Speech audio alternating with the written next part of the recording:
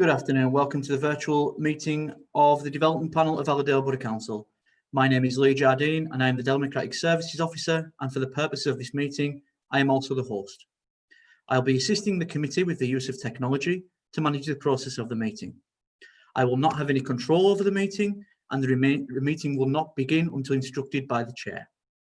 This meeting is currently being live streamed via YouTube, and a recording will be made available on the council's website.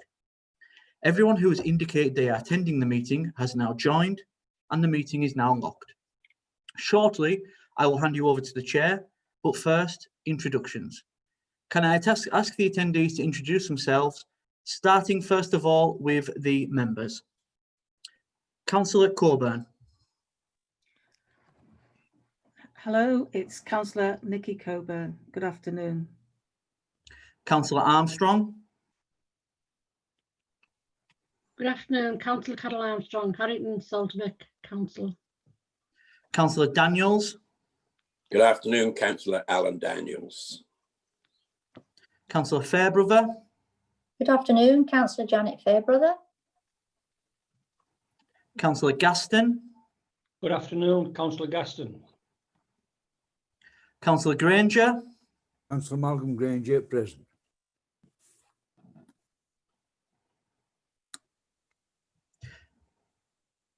Councillor Lister. Good afternoon from Councillor Lister. Councillor Semple. Hello, Councillor Andy Semple. Councillor Smith. Hello, Councillor Alan Smith. Councillor Tyson. Good afternoon, Councillor Alan Tyson. Councillor Wilkinson. Good afternoon, Councillor Will Wilkinson, St Michael's Ward, Workington. We are having some technical issues with Councillor Heaslip, and we'll try and get him onto the meeting as soon as possible. Can I now introduce the officers for this meeting? Sharon Sewell. Good afternoon, Head of Governance and Monitoring Officer. Lindsay Tomlinson. Good afternoon, Lindsay Tomlinson, Electoral Services Manager and Deputy Monitoring Officer. Gail Roach. Good afternoon, Gail Roach, Democratic Services Manager. Simon Sharp. Good afternoon, it's Simon Sharp, Planning and Building Control Manager. Steve Long. Good afternoon, Steve Long, Senior Planning Officer in the Council's Development Management section. Thank you. We also have present on the meeting Wayne Collins from our IT department and Andrew Gilbert from our Communications department.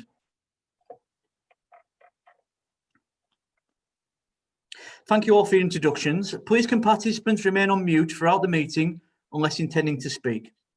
To speak, please can members use the raise hand icon to indicate that they wish to speak and only speak when requested by the chair. Once you have finished speaking, please can you lower your hand. To vote on items, the chair will ask myself as Democratic Services Officer to go through each member alphabetically. Each member will reply with their name and I vote for, against or abstain. I will now hand you over to the chair to formally start the meeting. Thank you. Good afternoon, everyone. As previously stated, my name is Nikki Coburn and I am Chair of the Development Panel for Allerdale Borough Council. You've been introduced to the members and officers in attendance today. The planning applications under consideration today will be decided by members of the panel who are councillors, and we are supported by the officers in attendance. Moving on to the agenda. Agenda item 1, apologies for absence. Do we have any apologies, please, Lee? Yes, Chair. We have apologies from Councillor Kirkbride, who is being replaced today by Councillor Gaston. Apologies from Councillor Horsley, who's been replaced by Councillor Wilkinson. Apologies from Councillor Mumby, who's been replaced by Councillor Lister. And apologies from Councillor Lynch, who's been replaced by Councillor Heaslip. Thank you. Thank you. Declarations of interest. Please use the raised hand function to indicate if you wish to make a declaration. If it becomes apparent during consideration of any of these applications, you may have if it becomes apparent during any consideration of any of the applications that you have an interest, please declare it at that point. So does anyone have any declarations of interest. Could you raise your hands? No raised hands. Agenda item number 3, sorry, questions. Do we have any questions, please? No questions have been received, Chair. Right, can we just check to see whether or not Councillor Heaslip is actually online at the moment? Councillor Heaslip, can you hear us? Yes, Chair, I can now. I always could see you, which was a pleasure, but I can now hear you as well. That's great. So See and hear me. that's really good. Nice to hear you, Mike. Right, moving on then to agenda item FUL 2020/0021. Bonus on Solway Motorhomes. Could the planning officer please start? Thank you, Chair. Good afternoon, members.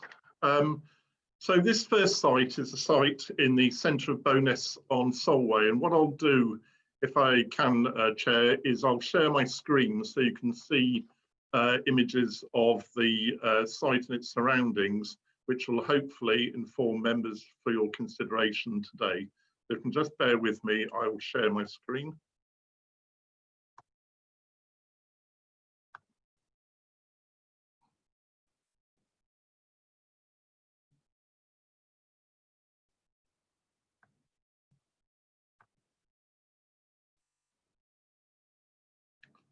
So can all members see that screen now, please? If you can just nod. Thank you. I'm getting a affirmative from members. Thank you. So this is the site. It's in the centre of Bowness on Solway. Parts of the site include a length of the Hadrian's Wall scheduled monument and World Heritage Site. Parts of the site are also listed, Grade 2 listed, and all of the site is within the village's conservation area. The significance of these assets and the harm of the development on them is detailed in the report. As also detailed in the relevant history section of the report, the site is the subject to a comprehensive restoration and redevelopment programme to include holiday accommodation, a bistro and heritage centre. There is also an on-site shop. The proposal is the use of land for the hiring of 4 motorhomes. It is a retrospective application, so the motorhomes are already on site for hire. The use entails customers booking the motorhomes by telephone or online and then collecting them at the start of the hire period, leaving their car on site. The use is not actually for the use of the motorhomes as accommodation on site. Members will note that the application is not for any operational development. It's solely for the use of the land. So the use is reliant on the existing reception arrangements, the holiday accommodation, which are already complete, and also the part complete vehicular access arrangements. Members will also note from the report that the applicant has requested a temporary period for 3 years. As you'll see from the officer's report, the issue with this is that the remaining elements of the consented development underway could be complete within that 3-year period, and they would therefore have demand on the area which is currently being used for their motorhomes, and that would not be acceptable.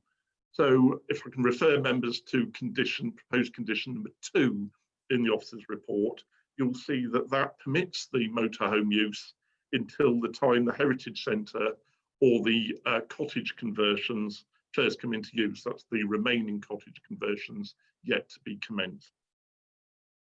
So if I continue through the images, members, I'll continue through some static images, and then there are also, if the technology permits, a couple of very short videos which should give context, particularly with regard to the vehicular access arrangements within the village itself, which have been raised as matters of concern by residents.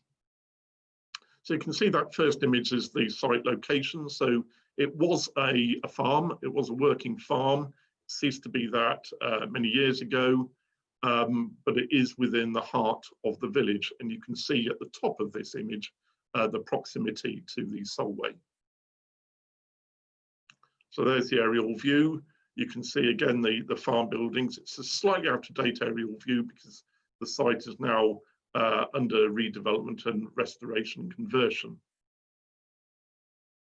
So this plan shows the approved plans for the layout. And oops, I beg your pardon. If you can see my cursor, members, the motorhome areas, these rectangles in red, the site access is to the north of the site with vehicles coming through here. And there is then an egress out this way. You'll see that in the photographs more clearly. So these are converted buildings or nearly converted buildings. These are complete. The farmhouse is here. This is a gym here where my cursor is shown. There is a boundary wall here. It's a high boundary wall, and that's key to ensuring that the motorhomes are predominantly screened from view. So this is an image showing the layout of the motorhomes. They are obviously vehicles. So this image shows the northern perimeter of the site.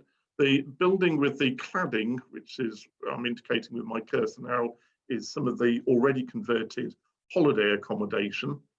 This is the access into the site where I'm indicating there's a pedestrian access here and a vehicular access here. You can see the surrounding context of the existing dwellings in the vicinity of Bowness. If members know Bowness, the public house is to the rear of this image behind the photographer. And the motorhomes are out of sight behind this building. So this is looking through that vehicular access from the road, and you can see the farmhouse under restoration here and the listed cottage to the left-hand side as well. These are not yet converted. The converted element is this holiday accommodation to the left-hand side. Just out of shot to the right is the shop, which is a temporary structure, but it's also used as the reception for the site. So now we're at the south end, so at the rear of the site. This, you can see now, that's the back of the farmhouse, which you can see in the previous shot under the scaffolding. This is the gym building, and you can see the stone wall, the boundary wall that I was referring to, which effectively screens the motorhomes from view, which is just beyond the gym building where my cursor is hovering at the moment. This is a view looking west in the opposite direction, so the motorhomes are on the other side of this wall to the right. But members will note the proximity of the dwelling here. This road is not actually used as part of the access for the site, but it gives an indication of what roads are like in Bowness, although this one is narrower than the others. So now the camera is looking over that wall. You can see the site is obviously a building site with building material, stone that's been reclaimed. There's the farmhouse again, showed my cursor, and you can see the nearest of the motorhomes, and particularly if members can see my cursor here, the relationship with the height of the wall. And we've referred to in the officer's report how that not only shields the motorhomes from view in terms of visual amenity, but also it provides protection from headlight glare and noise, etc., when the vehicle's manoeuvring on site. So just if you can bear with me, members, I'll now switch to some of the video footage, and that should provide some context as well. So this first video is from the corner. So the motorhomes are behind this building. The wall where the cameraman was looking over the wall a moment ago, looking down the back road was just here, if you can see my cursor, and this is going to be the exit from the site. So I'll just play the video and members can get an indication of the exit from the site and the relationship to the existing roads of Bowness and Solway. So hopefully that's playing now, members, and you can see the relationship of the site and the roads. That's the road heading now east out towards Port Carlisle in that direction there. So the camera's swinging around northwards and we're coming back towards the site. That's the road up towards the site access, and that's the site exit. You can see just there in the background the farmhouse on the right hand side with the scaffolding just here. So that will hopefully giving an indication of the site context. I do believe there's just one other video which I will play for members. You can just bear with me, please.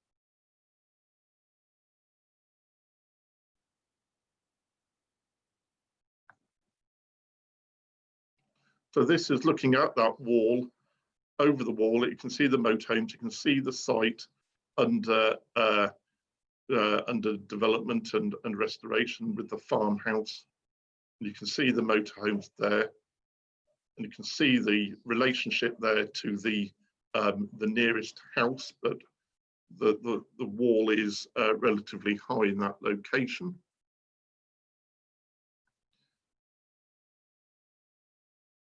And finally, this is a view looking down from the public house.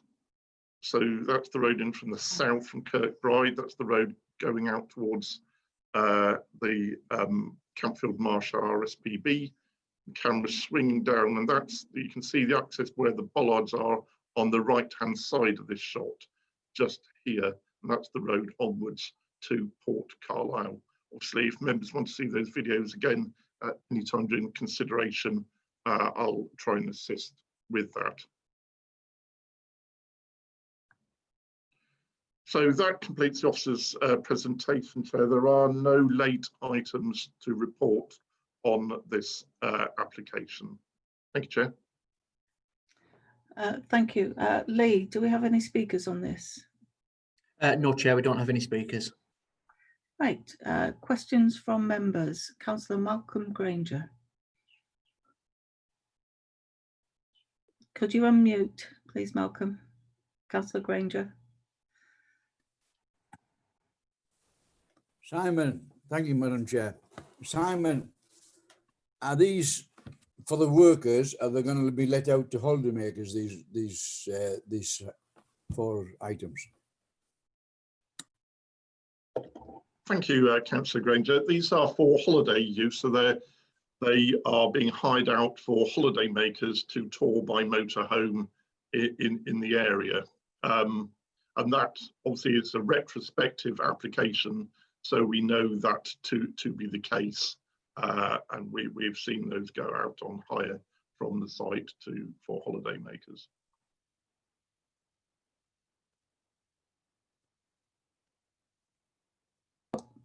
Councillor Fairbrother. Thank you, Chair. I know this is retrospective, Simon, but they seem rather large motorhomes for the size of the roads around Bowness. But I guess it's envisaged that people will tour just where they want, even though in the report it says hopefully they will tour locally. But is there any restriction for the people who are going to hire them where they should go, apart from the size of the roads? Are you concerned about the size of the motorhomes? Thank you, Councillor Fairbrother. Obviously, the highways considerations, the highway safety considerations, are the immediate ingress and egress from the site. So whether the site has the appropriate visibility and the roads in the immediate vicinity are such that you can safely exit and enter the site with the motorhome and then manoeuvre the motorhome on site without having to reverse out onto the site. You'll see from the report that there have been discussions and clarification between the applicant and the county highways officer County Highways Officer is now content with the proposal and doesn't raise any objections. Obviously, beyond the site and on the wider road network, they are public highways. So there is obviously nothing stopping someone with a motorhome driving to Bowness and parking up. It obviously increases the probability that someone will be coming there because the motorhomes will be based there. But based on the fact it's just 4 motorhomes and the County Highways Authority raised no objections with the access arrangements, and once then on the public highway, it is a public highway, and we would have no control of where people then go in the motorhomes. I can advise that raising concerns on sort of where people go in their motorhomes, having left the site, would not be a reasonable restriction to apply. Indeed, it would be, given that it's on public highways, unenforceable from a planning point of view. Thank you. Okay, thank you. Councillor Semple. Thank you, Chair. First of all, I'm from Annan originally, which is directly opposite Bowness, and I lived a mile away from Bowness, but I've never actually been, so I must go. I think overall, my question is about, I know it's a retrospective application, but we're taking away, these mobile homes are taking away potential revenue from existing people. So how long is this temporary arrangement going to be there, and what's the impact likely to be on existing accommodation?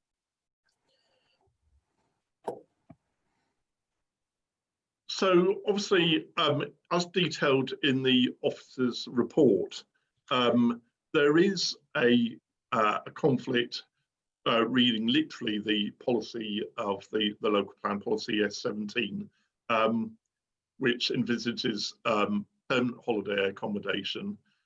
We've considered this in great detail as officers and make the following points, which are detailed in the report. We feel it's complementary rather than competing against the fixed holiday accommodation, whether that be static caravans or self-catering. We feel that it's not a direct competitor because people will go touring in motorhomes. It's a different offer, a complementary offer to the holiday cottages or static caravans. Secondly, it is a relatively small scale use. It's 4 motorhomes. Thirdly, we believe it will actually bring additional revenue into the area because as it is providing that new offer of motorhome hire, although, as I said in response to Councillor Fairbrother, we cannot guarantee where those motorhomes will go. The fact that the base is in Bowness, there's a likelihood that the spend will be local to cafes and to other facilities in the area. So that's been afforded a positive weight in the officer's report.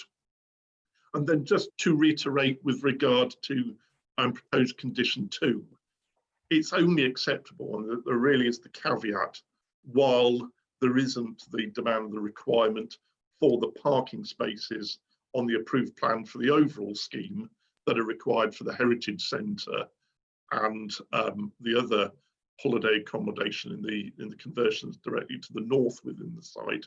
So it's only there for that temporary period. So I suppose in summary, Councillor Semple, in response to your query, we feel there is a discordance with the development plan policy, but we feel it is complementary to the existing accommodation. It's of a small scale.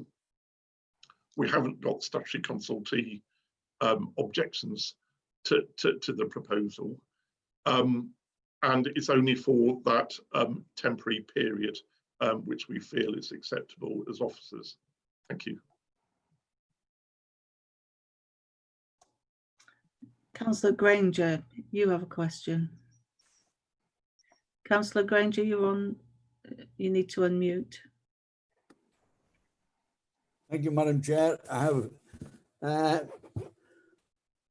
don't know whether it's a question or a statement. The following policy, year 9.1 for other material considerations for the Allerdale Borough Local Plan is SA 32, tourism, coastal and countryside recreation.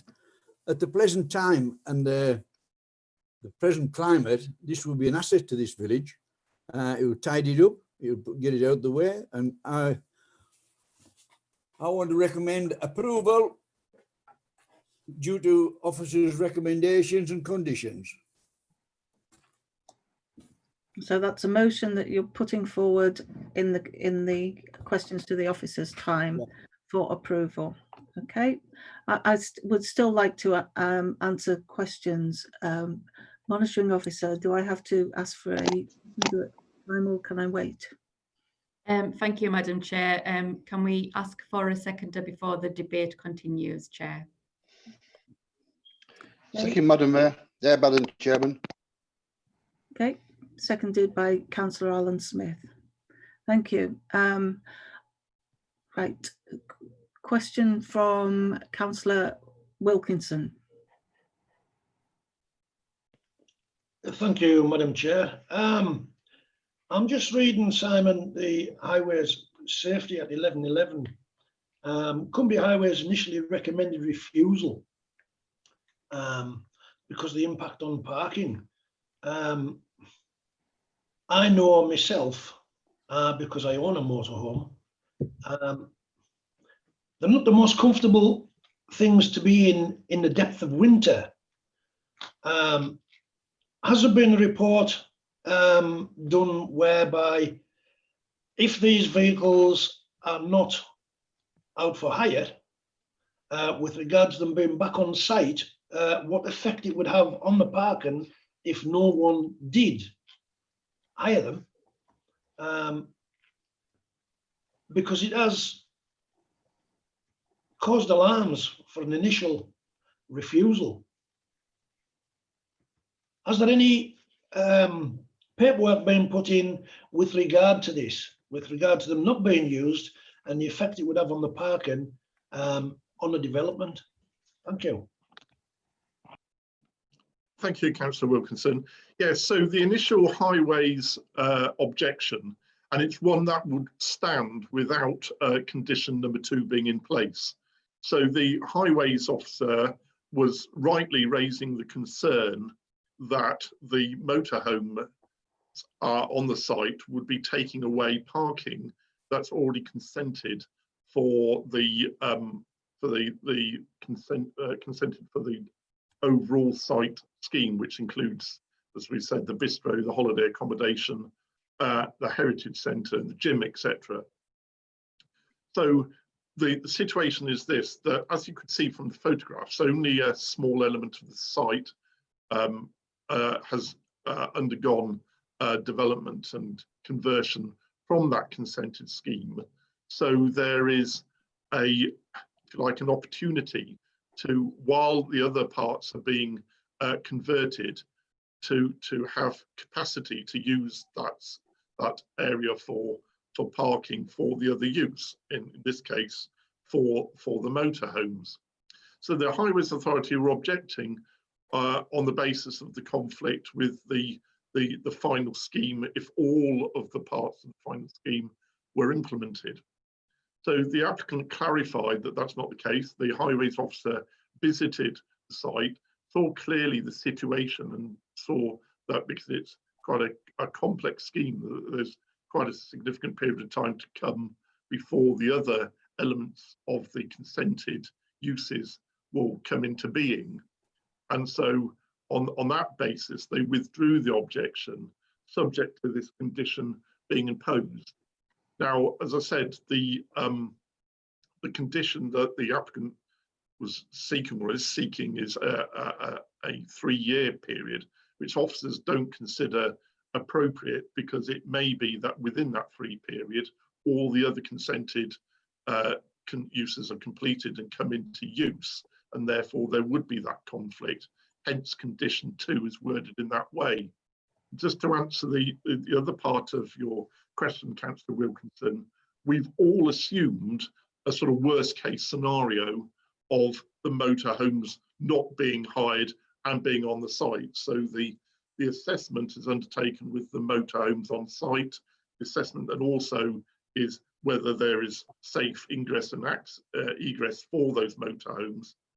And then there is the assumption that when someone arrives to hire the motorhome, that the space occupied by the motorhome can actually be occupied by up to 2 vehicles per motorhome on the site. So hopefully that responds to your queries. Thank you. Councillor Wilkinson, do you have a follow-up to that, or have you finished? Is it a separate question? You're on mute at the moment. Yeah, thank you, Chair. With the paperwork that I have here, with the recommendations and the limitations, I would like to second Councillor Granger's motion. He's already been seconded by Councillor Smith, but thank you for Thank you, Chair. Councillor Fairbrother, you have a question. Thank you, Chair. I just wanted to check, Simon. I can't see the size of these motorhomes, but they look pretty big. Has it already been checked that people need an extra addition to their driving license to drive heavier vehicles? I mean, people coming and driving a motorhome which perhaps have not driven before, I think over a certain weight, you need an addition to your license. Do you know if that's been a consideration? Thank you, Councillor Fairbrother. It's not a planning consideration. I can't answer that question, but it's irrelevant anyway for the purposes of this planning consideration. Councillor. Thank you, Simon. Right, you don't have a follow-up, Councillor Fairbrother? No. Okay, Councillor Tyson. Could you unmute yourself, please? Thank you. Councillor Tyson, you're muted. Double muted. Okay, thank you, Chair.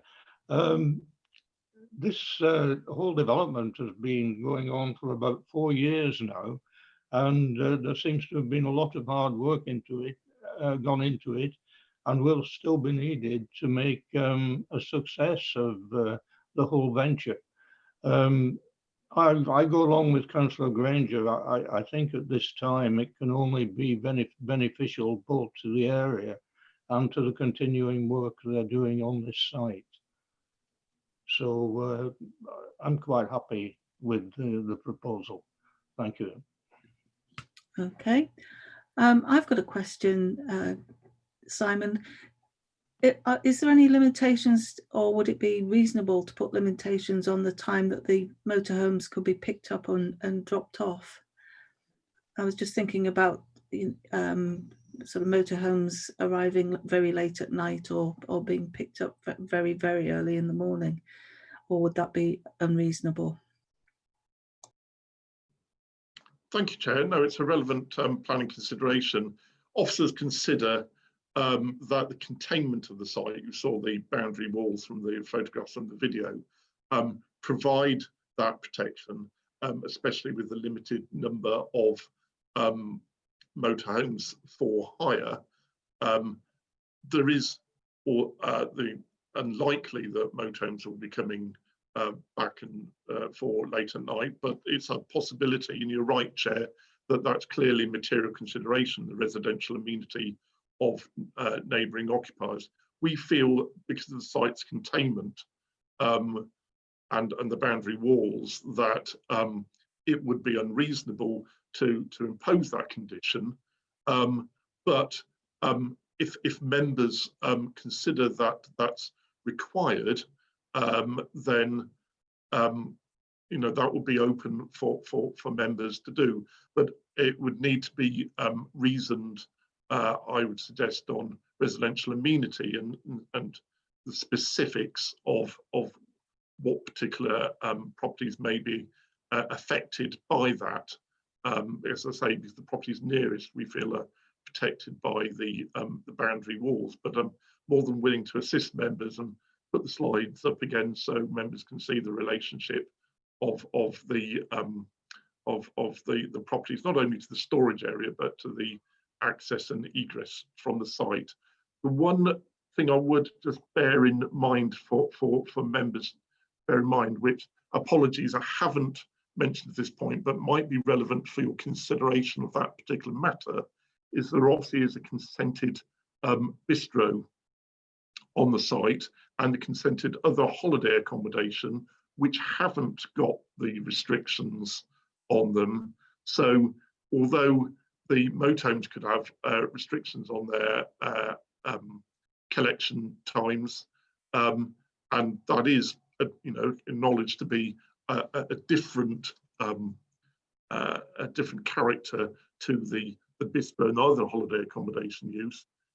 Actually, thinking about it, members, the amenity concerns are more likely to come from the bistro use rather than for motorhomes coming to and from the site. And I can confirm that those other uses do not have those restrictions in place. Thank you, Chair. Thank you, Simon. That was a good explanation. Do we have any more questions or debate? If we'd like to move on to debate, would anybody like to speak? No. In that case, we will move on to the vote. So, Lee, if you'd like to take the vote, please. For the avoidance of doubt, it's planning application FUL 2020-00021, and the motion on the floor is for approval with the officer's conditions. Thank you, Chair. Members, as I've previously instructed, I will go around the membership in alphabetical order. If you can just respond with your full name and whether you vote for, against, or you abstain. So we'll start with Councillor Armstrong. Councillor Armstrong, for. Councillor Coburn. Councillor Coburn, for. Councillor Daniels. Councillor Daniels, for. Councillor Fairbrother. Councillor Fairbrother, for. Councillor Gaston. Councillor Gaston, for. Councillor Granger. Councillor Granger, for. Councillor Heaslip. Councillor Heaslip, for. Councillor Lister. Councillor Lister, for. Councillor Semple. Councillor Semple, for. Councillor Smith. Councillor Smith, for. Councillor Tyson. Councillor Tyson, for. Councillor Wilkinson. Councillor Wilkinson, for. Thank you, Chair. 12 votes in favour, none against, none abstentions. Okay. In that case, the planning application FUL 2020-0021 has been approved, and I think we'll have a 5-minute break now. So if everybody could come back, please, at 13:45 or 1:45. Thank you.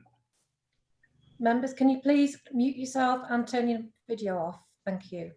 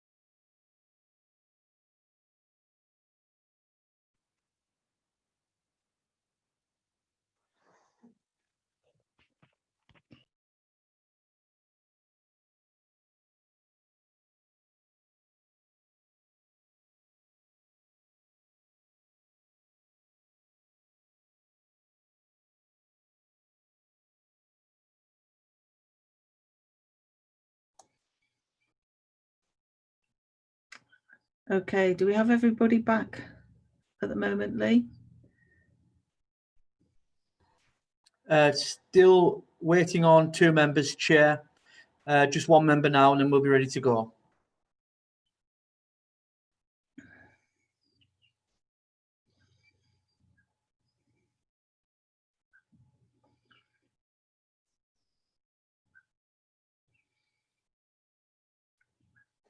Right, Chair, we're ready to go.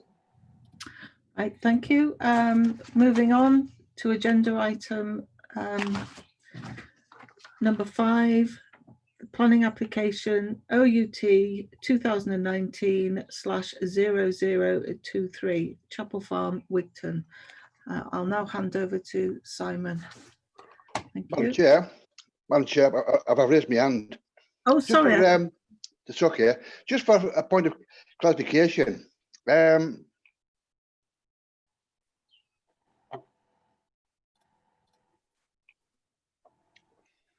Hello, can you hear me? I can hear you Right. now. Just for clarification, Madam Chair, the application agenda item 5 says on location as Chapel Farm, Wigton, but the application is for somewhere in Gill Cruise. Is it a typo or? That's right, Alan. Chair, can I may be able to assist? It's just it comes under a Wigton post town. So when the addresses are generated, it will come up with the Wigton post town, but it is, as Councillor Smith, you correctly say, it is in Gill Cruise, so the full address is Gill Cruise, Wigton. But for the purposes of the agenda print, it'll only show the post town. Thank you, Chair. Thanks, Simon. Thanks, Simon. Right, I'll hand over to you now, Simon. Chair, good afternoon, members. Yeah, so the intention is to move on to the next application, which is an... Steve, Councillor Heaslip, are you back on? You've raised your hand and you're on mute. Yes, Chair. I was just asking about this question about identified locations, because I think the next 2 items also have Wigton. Agenda item 7 has, for example, 51 Arkleby Road, Wigton, which is going to be seriously misleading to anyone. And the first application we dealt with, however, is described as being at Bowness House Farm, Bowness and Solway. So Wigton is still opposed to everyone in Solway, unless it's Carlisle. So I think I know what Simon says, but I think we've got a problem here that needs to be addressed, Chair. I'll leave that for outside the meeting. Thank you. Thank you, Councillor Heaslip. We'll discuss this outside the meeting. Councillor Lister, you've got your hand raised as well. Yes, it's on the same matter. It says almost as if we're trying to airbrush Aspatria off the map, but my address here at Moorgill is Westmore End, Aspatria, Wigton. So perhaps in future, particularly when we're talking about Arkleby Road, which runs out of Aspatria, it might be better to put Arkleby Road, Aspatria, Wigton. Sorry to be pedantic. Not at all. I think it needs clarification. Right, Steve, sorry for the interruption. If you'd like to continue.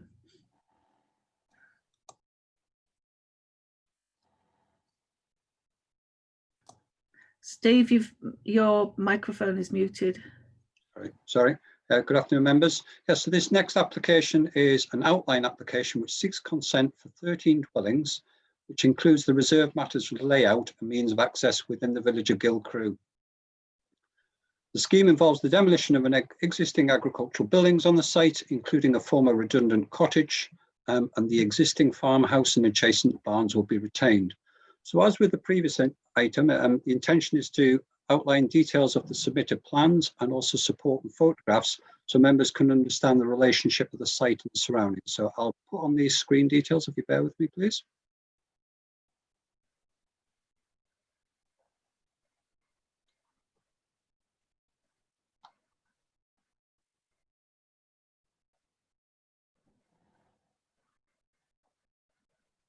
Can I check with members that they can see the slides on the screen?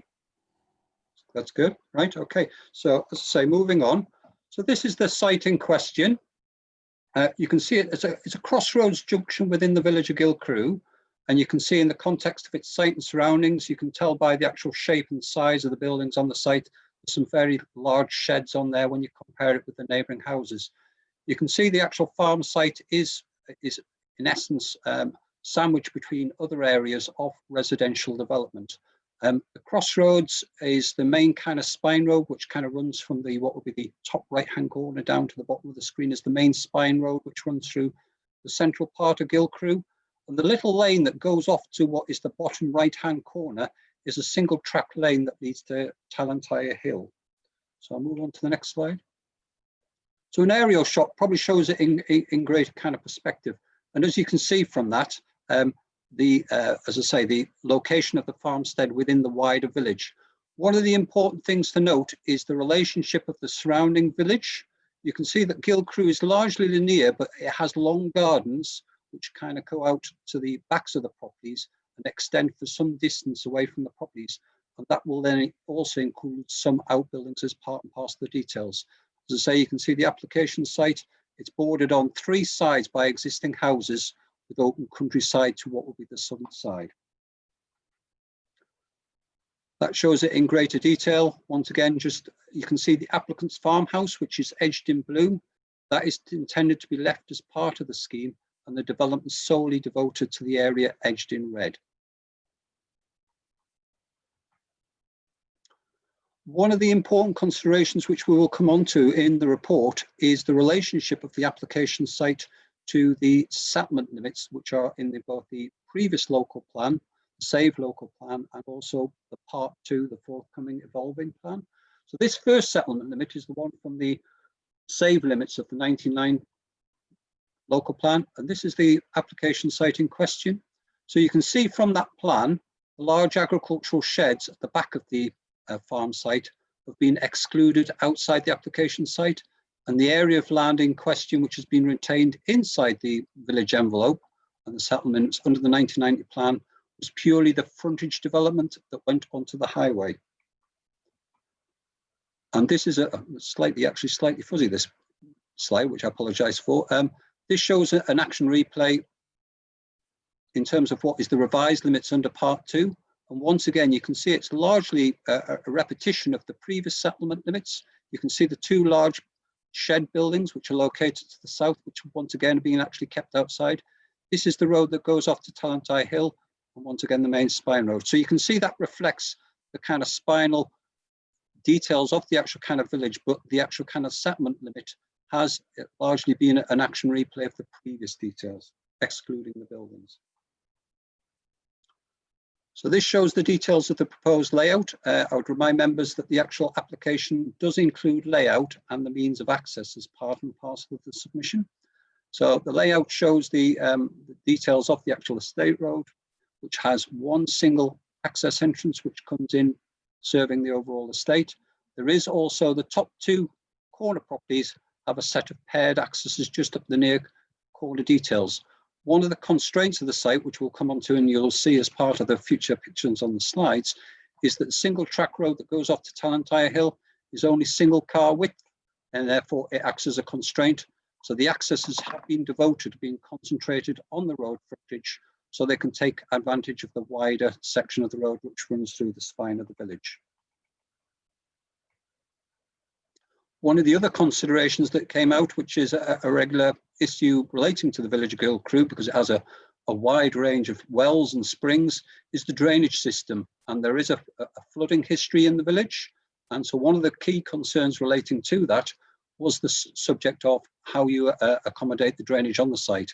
So this is the drainage plan for the scheme. The blue lines show the actual kind of drains within the site. The connections, the foul will go to an existing foul sewer which runs down the middle of the road. And the intention is that the surface water drainage will actually connect to a highway surface water drain, which is on the what would be the near side of the highway, which in turn then traverses down the road and it goes off to a watercourse off what would be the left-hand side of the screen. So moving on to some general pictures of the site. This is the general frontage looking along the main spine road. You can see the car width. The proposed estate access entrance is approximately in the area where the field gate to the farm site is shown on the left-hand side of the road, as you can see there. You'll notice that clearly in terms of visibility, though, it's a straight stretch of road with good sight lines. This is the opposite direction, looking in a more northeastwards direction. And this is the crossroads junction, the road spur that's going off to the right-hand side there is the road up to Talentire Hill. And just off the screen on to the left is a little side road that heads down towards Gill. So what you have on the buildings on the site is a mixture of both traditional and modern shed buildings. This is the main frontage building, which you can see fronts onto the main road, and you can see a range of other kind of sheds located to the rear. This is a view along what would be the rear boundary of the site. Now, the rear boundary of the site is actually defined by a public footpath, which runs along the kind of bridleway that you can see going off the road there. So this is a view looking along the length of the bridleway, showing the large agricultural sheds sited at the rear of the building. This is another view actually viewed from within the site, looking back towards the Talentire Road access junction. Once again, just showing the large agricultural sheds at the rear of the site. One of the key features that is visible is the rear boundary is demarked by a line of very large mature trees, which you can just see on the right-hand side of the screen there. This is the crossroad junctions itself. The application site is in the wedge of one of the corners of the crossroads. There's reference as part of the submission that it includes the demolition of a dwelling house. And this is the dwelling house. It's all boarded up and hasn't been used as a dwelling for a considerable period of time. And this is the single track spur road that goes up towards Talentire Hill. So this is just off the crossroads junction. Because you can see it's a property that's seen better days.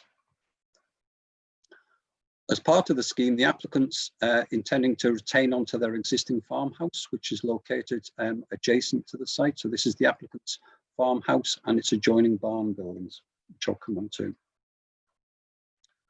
then furthermore, this is the wider kind of approach. So you can see the view, the farmhouse just on the right-hand side, and you can see the length of the frontage that the farm site accommodates within the centre of the village. One of the other aspects is residential amenity. This is a line of properties immediately located on the opposite side of the access entrance to the proposed estate. And this is the view looking back from the corner of what is the crossroads back along the frontage of the proposed development. And that concludes the presentation. So coming back to the individual planning merits of the scheme, as I say, it's an outline. So the key issue is the principle of the development. That's the main kind of key consideration. And clearly this is a case where it's seeking the redevelopment of the existing operating farmstead for residential development. Now, the applicant has cited many benefits for the removal of the farm from the village of Gill, especially considering the environmental improvements of resolving any amenity issues arising from such noise and odour from the existing operational farm.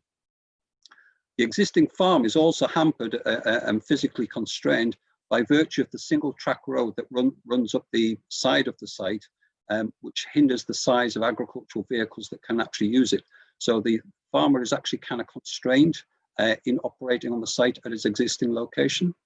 And as you'll have observed, as part of the kind of a current agenda, the applicant has applied separately for a new farmstead outside the village, which will be considered as part of the next application.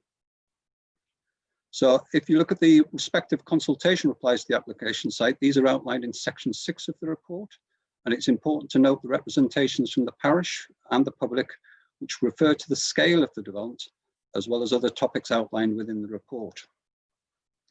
Interrelated to this, which is of particular relevance to this application, is the policy context, with section 8 of the report referring to the relevant policies of the adopted local plan, which has full weights, and section 9 referring to the recent policy to the Allerdale local plan, which includes the revised settlement limits, which are only afforded substantial but not full weight. And then section 10 of the report refers to the fact that the weighting attributed to these particular policies in applying the tilted balance, especially in this particular individual application, with part of it being located outside the settlement limits of both the Save Local Plan and indeed the revised limits under Part 2 of the local plan. So the proposal, if allowed, would constitute a departure, and it's been advertised in the publicity regulations. So as I said before, as an outline application, the primary role is to determine the principle of the development, the context and the terms of the planning policies. So the key areas are policy S3 of the local plan identifies Gill as a limited growth village, which can accommodate scale developments. The village has therefore been identified as a sustainable location for further housing growth. Officers considered that as well as the environmental benefits removing the central position of the farm from the settlement, the proposed housing would support the existing facilities within the village. However, as by virtue of the kind of policy restrictions, there are important planning policies to take into account, especially given the fact that a good sized proportion of the site is actually located outside the settlement limits. Members in applying the tilted balance need to judge whether the benefits of the farm's relocation and the proposed supply of housing is outweighed by any significant and demonstrable impacts. The local plan saved and draft settlement limits solely sought to allow frontage development. However, officers consider the substitution of the existing physical form of the agricultural existing sheds with houses would not visually cause any significant harm to the appearance of the village, nor spread built development beyond the footprint of the existing farmstead. Indeed, officers would probably consider that the actual proposal, given the fact that the large agricultural sheds front onto the main spine road, will actually visually improve the appearance of the site. The parish and local representations refer to overdevelopment, and this can be perceived in either the size of the development to that of the village or the spatial scale of the development to the size of the site. So taking the first issue first, in terms of the scale of the growth of the village, 13 dwellings are proposed, which is a net gain of 12 as one is already to be demolished, which would result in a net increase of 9% dwelling houses to the size of the village. Now, policy S3 applies a 6% threshold limit for limited growth villages alongside rounding an infill village. However, this is not a definitive ceiling limit. So although the policy makes reference that it's expecting growth of 6% to the village, it's not a top threshold. So clearly on the basis that it does exceed this, it may suggest a degree of overdevelopment. It has to be considered when against the services of the village provided the development would obviously kind of contribute to benefits as outlined within the report. In terms of the housing density, it actually represents a ratio of 20 dwellings per hectare, which is well below the normal national 30 dwellings per hectare ratio that we'd normally expect on a normal housing development. And this is largely reflective of the kind of more spatial layout that you find elsewhere within the village. So officers in assessing the details, including the wider context of the site and the weighting of the policies, consider the principle of the merits of the scheme, albeit a departure, are acceptable. There were some obviously additional physical constraints. Firstly, the access and layout, which are details as part of the submission. So the applicant contests the buildings on the site are in a poor condition and not suitable to be adapted and enable continued efficient farming operation on the site. Officers consider the loss of these buildings to be acceptable, and appropriate redevelopment of the site would enhance the appearance and setting of the application site within its surrounding area. The proposed layout of 13 dwellings and a mix of 6 different house types all have curtilage parking and adequate amenity space, 3 of which would be sited on the main highway to blend in with the character of the linear village settlement pattern. Although the village is predominantly linear in form, the plot sizes do include long linear curtilages, and the extent of the existing application site boundary with the number of buildings within these rear plots in the small estate to the west of the village. That was the point I was raising about the layout plan and how it reflects the layout of what is the neighbouring properties. Therefore, the extent of the application site with dwellings is not inconsistent with the prevailing village form. Most dwellings will be served by the single access as outlined on the plan. And it's also important to highlight that the Highway Authority raised no highway objections to the merits of the proposal. The other kind of physical key constraint on the site is obviously flood risk and drainage. The application site does lie in itself within flood zone 1, so it's not actually at risk in terms of flooding. However, there's clearly, as I say, there is a history of flooding events elsewhere in the village. The applicant has carried out extensive research onto the existing drainage network and proposed a comprehensive drainage scheme has been submitted as part of the application. The report highlights that the overall permeable area of the development is roughly equivalent to that of the existing farm buildings, because obviously, as you're aware, that the farmstead with the large size of the actual kind of sheds and the concrete yard areas will also already have a substantial kind of area of hard surfacing within the canal area. The lead local flood authority has assessed the drainage report and highlight there is no requirement for the developer to stop or attenuate the existing overland flows. However, they are required to manage and the actual kind of flow of the water through the site. The diversion of the existing culvert watercourse through the site is not considered to increase flows and is acceptable. And similarly, there's a French drain proposed to kind of manage existing surface water coming through the site. One of the problems that was encountered in developing the large houses further along the highway was in digging into the site, they actually, there was cutting into existing field drains on the higher land to the south of the site. And the intention of the French drain would obviously be to control and contain any water that comes off the land to the rear.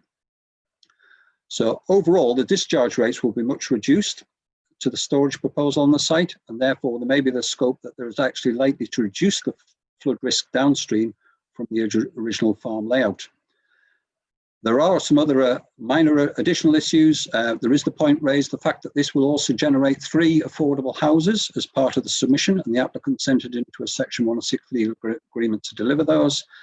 And in addition, there's obviously the point relating to protected species, and the development of the applicant will carry out the necessary mitigation measures identified within the report. And this overall assumed that there won't be actually any impact on protected species. So therefore, in conclusion, despite it's accepted that Gill Crew is a limited growth village and a sustainable location for further housing growth, and the physical constraints attributed to the site have been addressed. In this individual case, the contentious planning issue primarily relates to the scale of the development and it being outside the settlement limits. Members should apply the tilde balances. Officers consider members should evaluate whether its favourable merits in terms of sustainability, location, the housing benefits accrued from the 13 dwellings with 3 affordable, to the local plan's overall housing supply, plus the environmental benefits of the farm's relocation outside the village, are outweighed by the harm from the location of the section of the site being outside the settlement limits and the scale of the development proposed, as well as any physical constraints within the site. Officers re-emphasise that although the site is outside the limits under Part 2, these are presently only of substantial weight, whereas the housing supply projections in the adopted part of Part 1 continue to have full weight. Therefore, overall, the application has to be assessed on its individual planning merits. In officers' opinion, whilst recognising that the site extends beyond the village limits, in applying the tilted balance, it is considered the benefits of this bespoke case outweigh the level of any harm arising from the scheme. Officers therefore recommend approval subject to the Section 106 to ensure the delivery of local affordable housing and the planning conditions in the report. Thank you. Thank you, Steve. Lee, do we have any speakers on this subject? We don't have any speakers, Chair. However, we do have some written representations to be read out by the planning officer. Thank you. Thank you. Thank you, Chair. Yes, we received 1 written representations. They said they couldn't actually attend the meeting itself, but they asked this particular individual letter to be read out. So the letter reads, please could the following be taken into account at the virtual online meeting of the development panel in respect of the above planning proposal on the 2nd of June 2020. Further to our comments on the 9th of March, whilst in principle we support the development of this site to be converted for dwellings purposes, we are now strongly objected to the number of dwellings proposed and wish to reiterate our points. We feel that the community infrastructure would not support a further 13 families. We also have concerns about the entrance to the site. The proposed entrance to the site is opposite our parents' cottage. They have no dedicated parking to their cottage and are unable to park in front of their house already and need to park on the verge. The change of use from the farm entrance to dwellings for 13 families would seriously impact them in terms of convenience and safety. We are also concerned about the impact of water runoff due to the substantial amount of building work that 13 houses would require. A development of 4 to 5 houses would be more appropriate and in keeping with past developments in the village. That concludes the representation.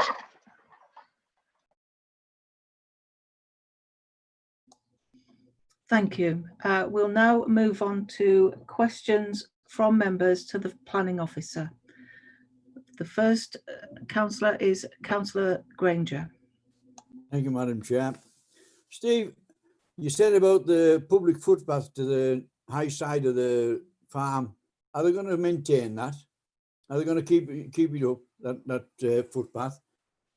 Because I went past the farm the other day and the buildings are in a sorry condition, and I think this development would be an asset to the village.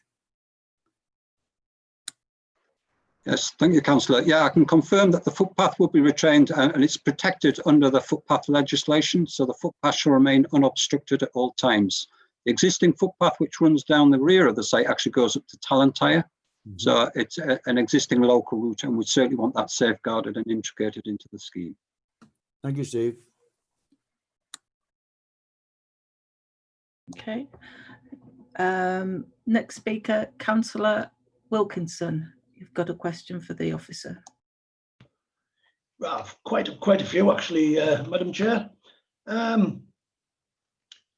Steve, majority of this development is outside the settlement limit. Is it green belt or brown belt? And the report I read through here, it just goes red, red, red, red on everything there with regard to flooding, with regard to overdevelopment.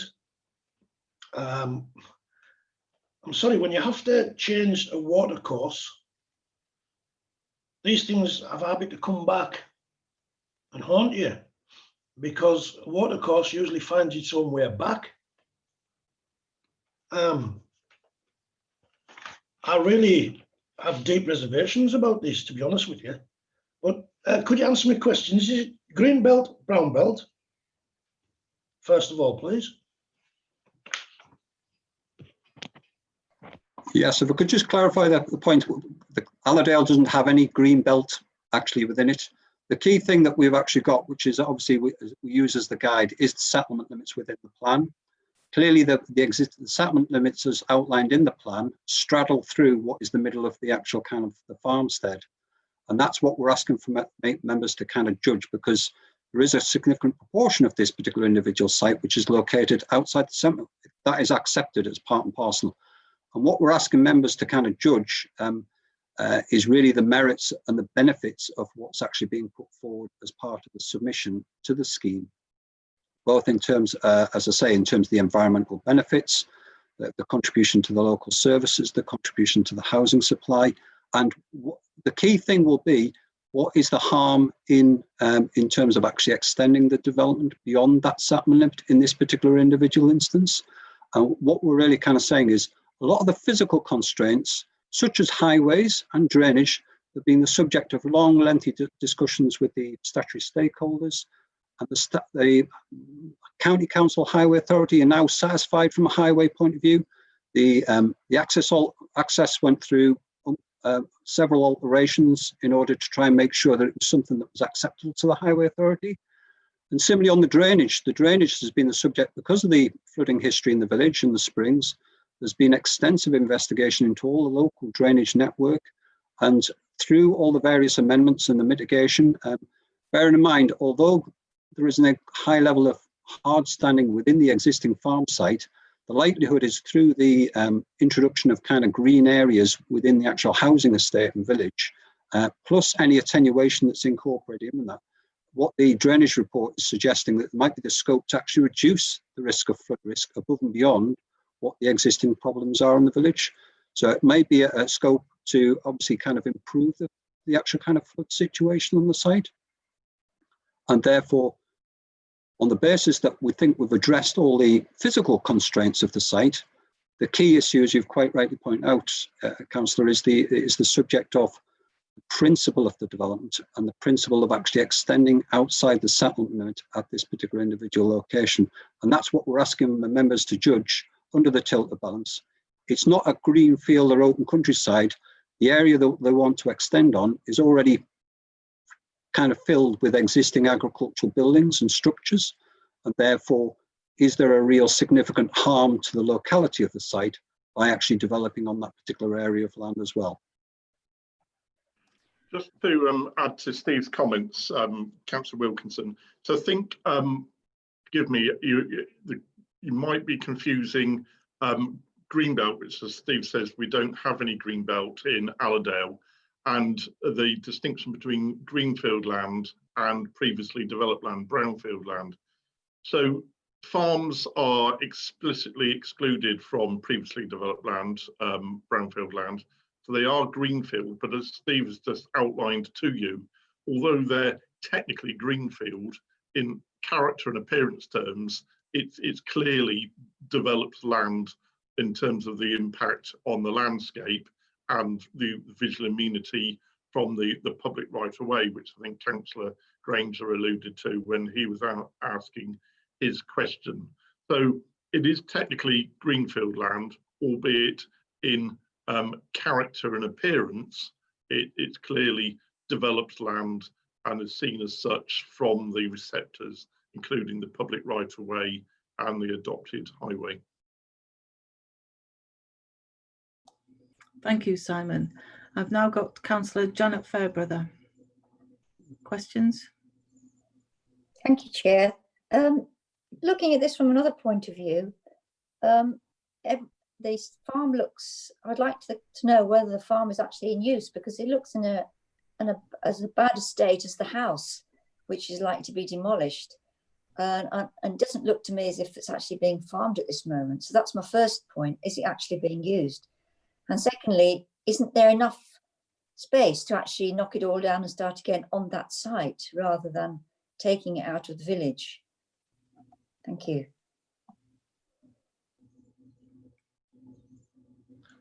So there's kind of two questions there. One is the actual kind of one in terms of redeveloping on the site itself. What you'll tend to find with agricultural sheds are getting bigger, and also agricultural equipment is also getting bigger. What the farmer is expressing is the road up to Tallentire is only single car width, and therefore his farm vehicles going up and down any access, which is there is an existing access off the road up to Tallentire at the back of the site, and the farmer struggles to get the size of his equipment up to that particular individual access. In terms of redevelopment, that's where we see there are benefits of actually relocating the farmstead out of the village. Clearly the farmer, he's located on three sides by residential properties. And so therefore there is the potential early hours of opening, for example, in terms of operational equipment, is that it could potentially cause disturbance. Obviously you also get tractors driving through the village, and obviously they can cause a level of disturbance. So we think there are environmental benefits to actually kind of relocating the farm. And as the farmer says, he feels he's spatially boxed in terms of the area that he's actually within. So from his perspective, he feels that there will be obviously kind of benefits to actually relocate to an alternative site where he hasn't got those constraints and he isn't likely to result in disturbance.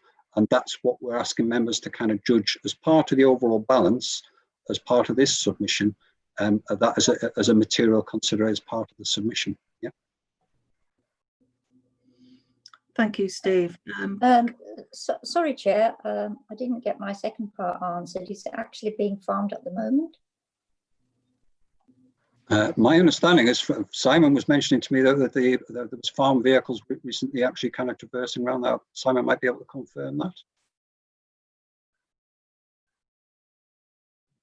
Yes, thank you, Councillor Weber. It is actively farmed. When I was on site the other day with the photographs, I was witnessing tractors going up that lane and using that access where the public right of way is, and not wanting to lead members, because they're a report of fact, those tractors, because of their width, were basically encroaching into the bank either side. The fact were actually wider than the middle part of the highway.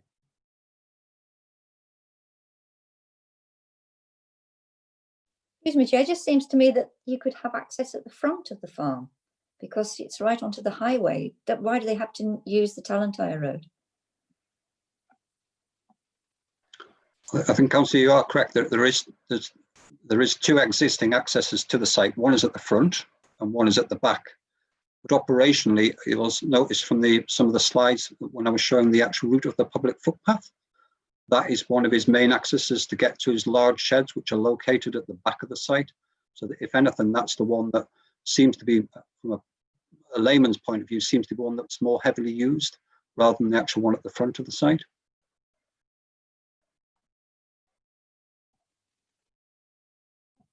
Thank you. Thank you. Are you satisfied with that response, Councillor Fairbrother? I'd just like to make another comment, if that's all right, Chair. It seems to me a village has farms, and the idea that somehow tractors shouldn't be driving through villages and people should be disturbed. If you choose to live in a village, that's village life. And a village without farms is just a suburb in the middle of nowhere. So I would disagree with the principle that the farm disturbs the villagers. If you live in a village, that's what you expect, and that's really what you want. You want some life in the village. That's just a comment rather than a question. Thank you. Okay, we haven't quite moved on to debate, so we'll continue with the questions. Councillor Gaston, you're next. Thank you, Madam Chair. Just a question for Steve. 13 extra dwellings in the local village there. Parking, as the letter described earlier, that are read out. Is there any plans in the plans for parking in driveways, or have they got garages within the properties or anything like that? Because this day and age, there's going to be 2 or 3 cars at any property. And it's just a small village, isn't it? Thank you. Yes, thank you, Councillor. Yeah, it's a perfect valid point that obviously parking is becoming more and more of an issue. And in this particular case, the actual layout, one of the important things, especially in combining it with the access, was making sure that there was adequate parking and turning provided with each individual property. As I said before, the actual density is quite spacious in comparison with normal housing development. So each dwelling on the layout plan has accommodated enough parking and enough turning, and all the highway aspects have been accepted by the County Council's Highway Authority. Thank you, Steve. Do you have a follow-up, Councillor Gaston? That's fine, man. Thank you. Right, next I've got Councillor Granger, then Councillor Daniels, Lister, Tyson, Armstrong, Semple and Wilkinson. So Councillor Granger, questions for the officers, please. Yeah, well, I don't know. I haven't got a question for the officer. I'm just going to go for a recommendation, Madam Chair. Would you mind saving it for the debate? But I don't think it's necessary, is it? It isn't necessary, no, but usually it's questions from members to the planning officer, then it's debate and a recommendation is moved. So if you haven't got a question, monitoring officer. Thank you, Madam Chair. If Councillor Granger wants to put his motion forward and it's seconded, we can still continue with the questions and the debate.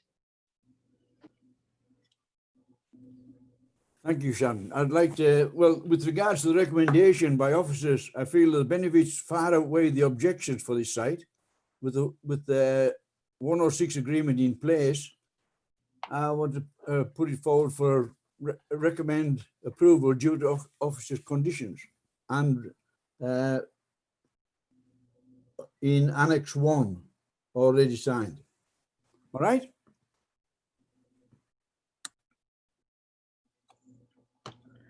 I didn't quite understand the Annex 1 bit. I think, Chair, if I can assist, the conditions are listed in Annex 1 of the report. Ah, right. Okay, thank you. Do we have a seconder? Councillor Daniels, you seconding? Yep, so that's Councillor Daniels is seconding. Right, carrying on with the questions to the officers. Councillor Daniels, your questions next. Steve, this is probably a minor point, but on 1149, we're talking about broadband, and you say that we can secure the laying of fibre optic cable if we make it a part of our conditions. Can we do that then? If you read what they say.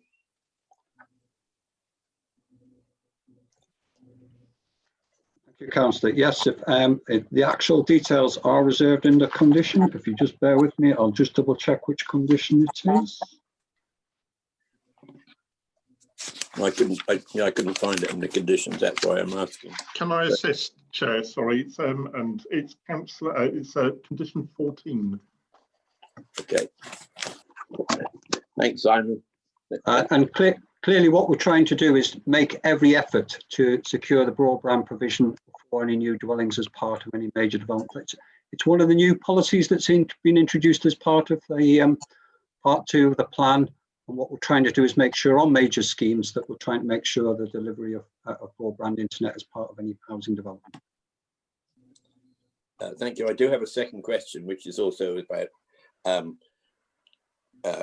future planning policy. I know, Simon, we did touch upon the idea that new developments would have electrical outlets for charging electrical vehicles. I don't know how far that policy has gone. I would presume this area would be too small, but something I'd like to put into consideration for the future.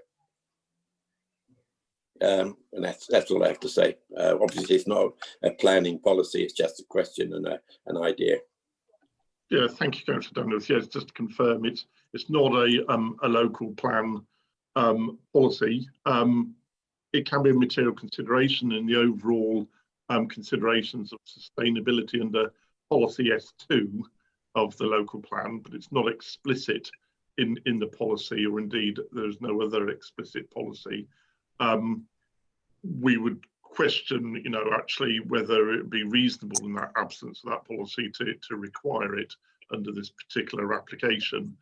As you know, local plans reviews and policies evolve, and over time the matters about sustainability have got strengthened, and who knows where we'll be in a few years' time. But at this juncture, I wouldn't recommend that it be reasonable to require this application. No, it's just for future. Thanks very much, Simon and Steve. Thank you. Councillor Lister. Hello. Yeah, on that point of the electricity, I think they'll be able to charge the cars on their own drives.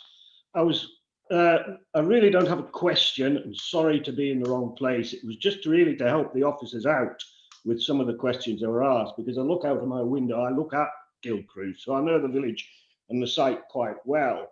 And the site, it is bordered on three sides by thoroughfares, you could say, a footpath, a U road and a C road. And all the site's been built on, so it's brown field effectively. It's not like it's green land. It is a site that's been developed. And on a case another councillor brought about people that live in village should expect to have cows and village life going on around them. They don't like village agricultural life going on around them. They object to the noise, the smells, the flies, very much so. And Gill Cruise used to have, and I'm pretty sure it was 13, it might have been 17, but I remember an old chap taking me through the village, and 13 farms or small holdings. This is the only one left in the village. Progress has moved them all out. There is one small that has a few horses. This is the only one left in the village, and they don't milk there now. It is still very much a functioning farm, but to get the livestock to it, if you're walking down the village, so many of the houses now don't have gates, And so actually moving livestock through the village to get them to the farm is very difficult. Beside the point of the, of the very narrow logging going up the top. I just thought that it might be helpful to the officers and other councillors have pointed that out, that unfortunately villages are not places for farms anymore. Thank you. Thank you, Councillor Lister. Next, we've got Councillor Alan Tyson, Councillor Semple, then Wilkinson, and Councillor Janet Fairbrother. So it's Councillor Alan Tyson. Your questions for the officer, please. Okay, right, Steve. It looks like quite a bit of the motivation for people being happy with the move of the farm is in fact the things that Councillor Lister has just referred to. The fact that it's old-fashioned, it's not adaptable to modern machinery. There are lots of smells over the years and noise that certainly doesn't suit people. And indeed, the farmer himself, the applicant himself, has made all these comments. One of the concerns reading through the paperwork and the correspondence was the initial concern over the increase from 9 to 13. But yourself, Allerdale seem quite happy with that, or yourself and the planning department seem quite happy that there is sufficient room for 13 houses on this site. So that's a question. Yeah, so I think on the subject of overdone, I was saying in the speech really that you can perceive it in one or two different ways. One is spatially, can they actually fit on the site? Yep. And what we're saying is actually spatially, it's more spacious than what you'd normally find on a normal housing estate. At 20 dwellings per hectare, it's quite a spacious layout. So we're quite comfortable that spatially there's enough. The other aspect is obviously the number of dwellings it was increased from 9 to 13. And the reason for that is the applicant realised that he had then to provide affordable housing as part of the submission. And therefore he had to increase the house numbers in order to make the project viable. So therefore there was an increase. I think from an officer perspective, we're acknowledging this is a lot of houses for what is the village.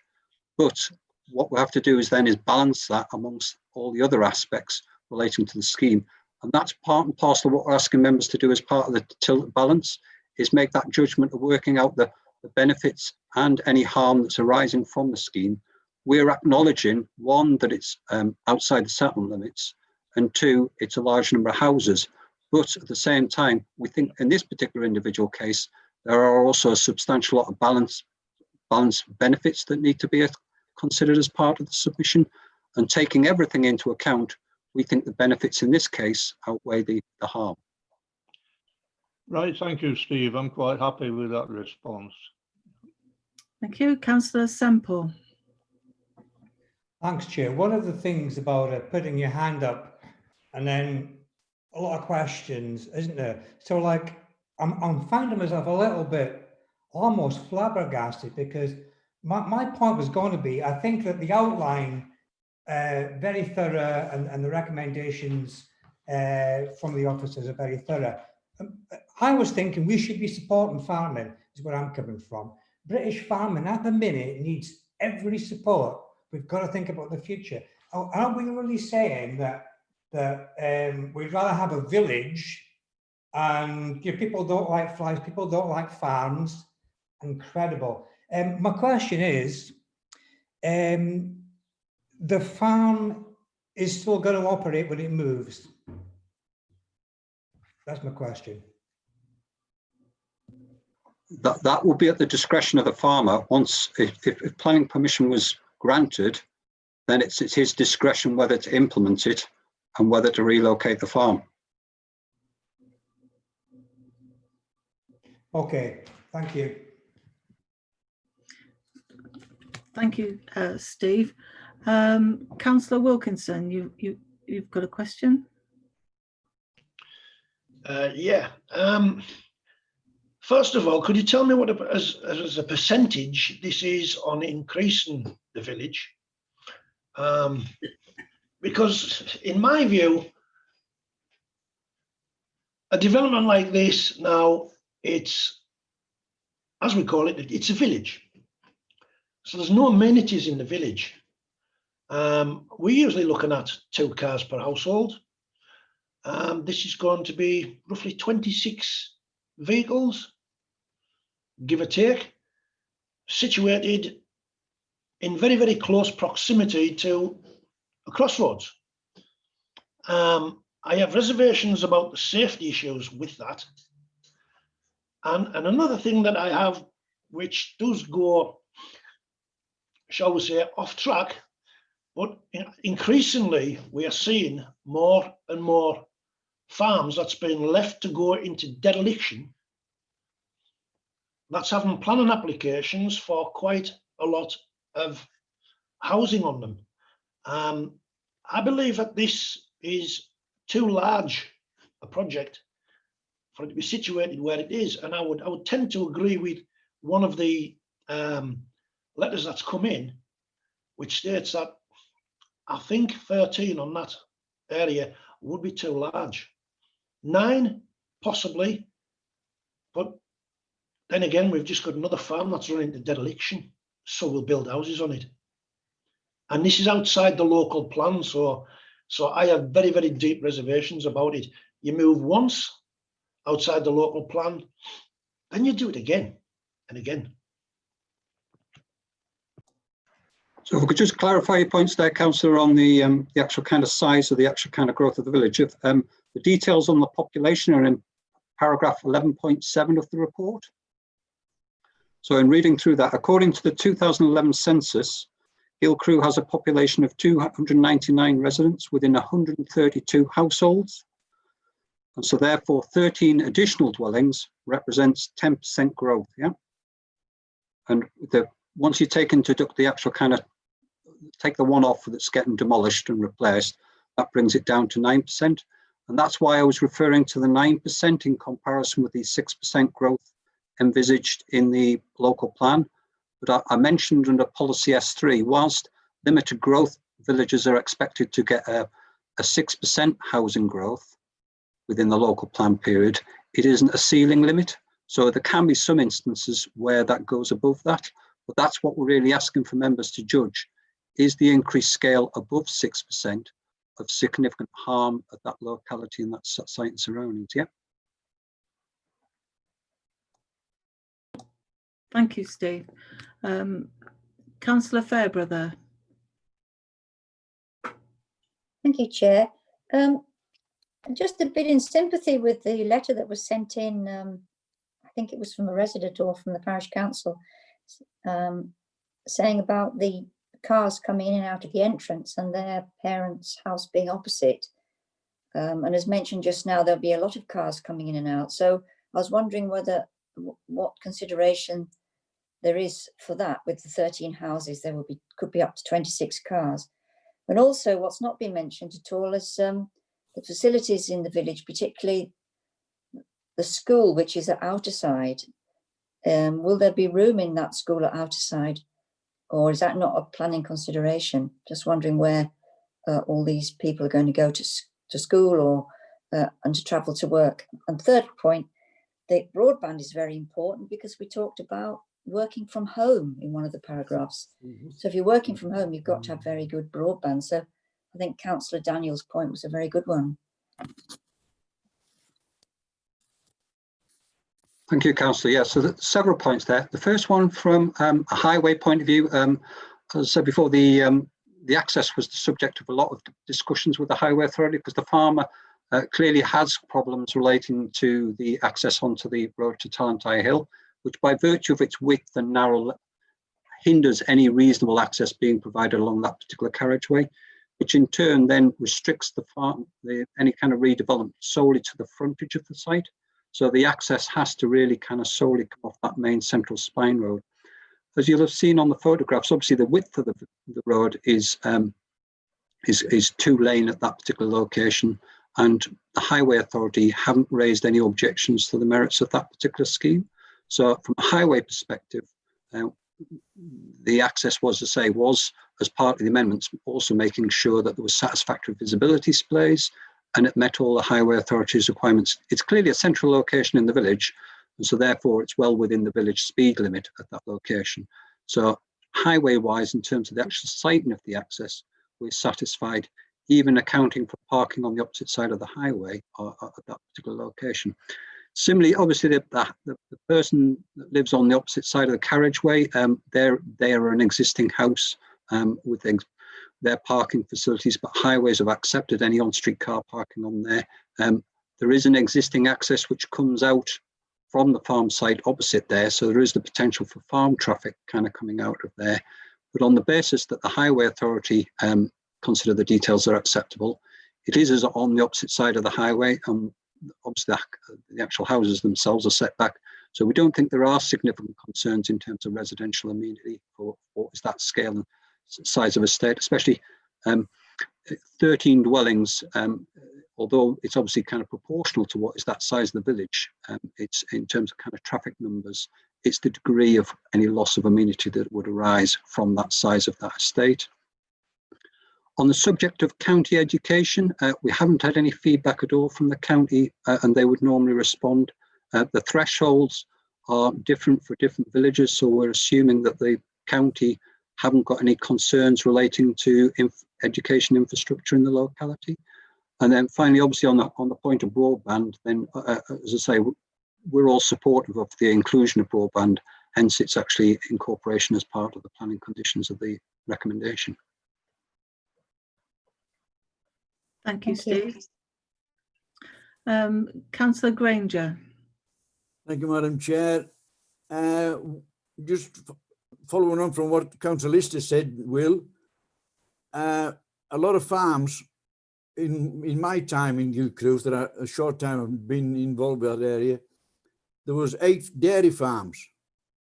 Now, when the farmer's sons or the farmer either retired or died or got foot and mouth, a lot of the farms didn't go back into dairy. So the farm was broken up into different bits, and different farmers, they're into larger units now.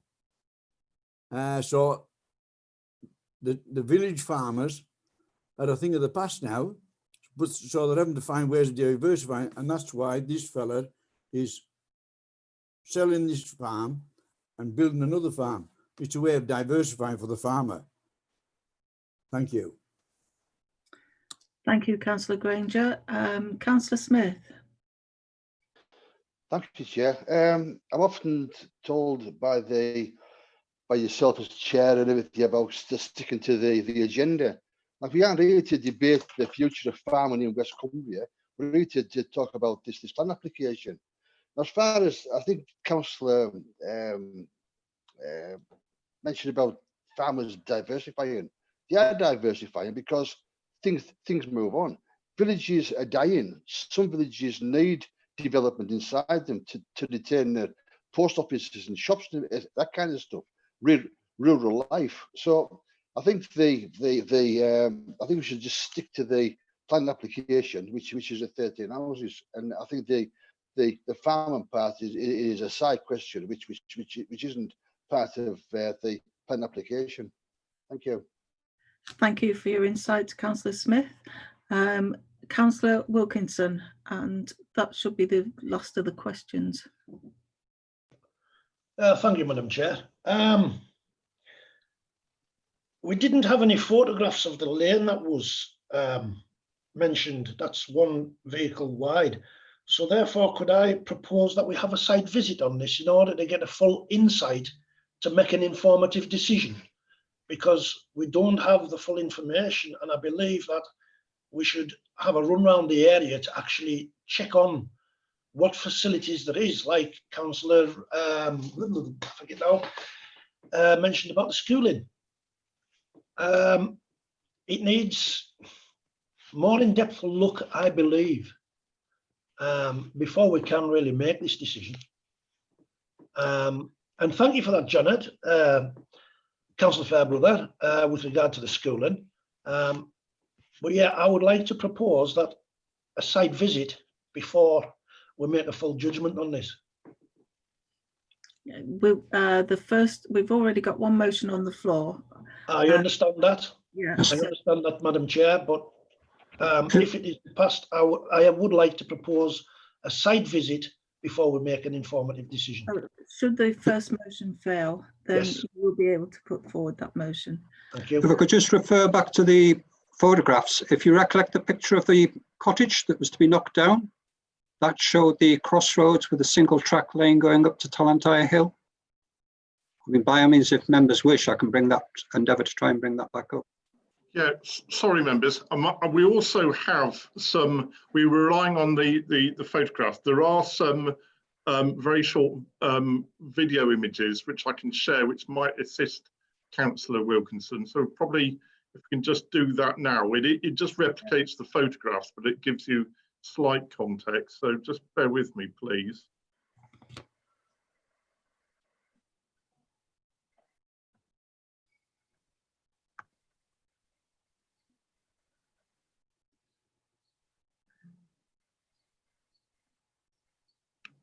Bear with me, which one's in which order, but if we play all of them, then you'll get a feel for all of them.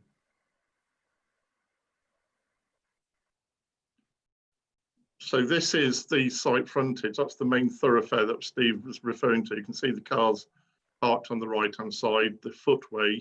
There's the farm now, which you can see. Are members hearing this? Yes. Yeah. And so you can see there's the going towards the junction. So on this, just on this still, while this is frozen, the junction with the road up to Tallentire here is just here, just behind that blue car. That's the central crossroads.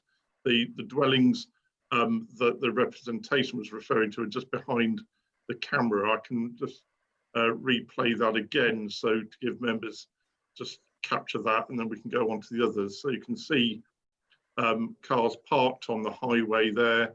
You can see the footways. You can see the width of the road.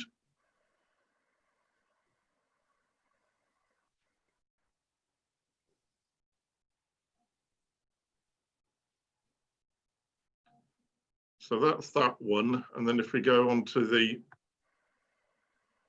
next one. So this is that lane, Councillor Wilkinson, that you're referring to up the hill. So there's the entrance to the farm, of the public right of way. And there's the lane down to the crossroads. So you can see the width there. So you can see the farm there on your left-hand side. This is the lane width which the tractors come up from the central crossroads. There's the central crossroads in the background. So we'll just play that again. So that's going up Tallentire Hill away from the village.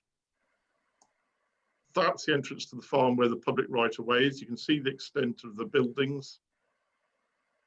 And the camera swings round and looking down into the village centre, and there's the lane which the tractors come up at the moment.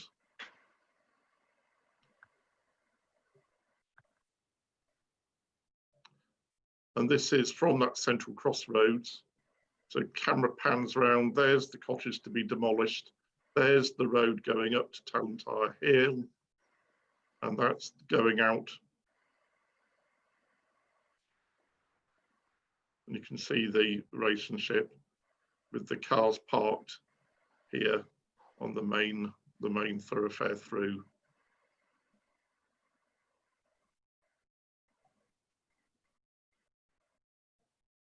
And that's the context swinging around to the rest of the village.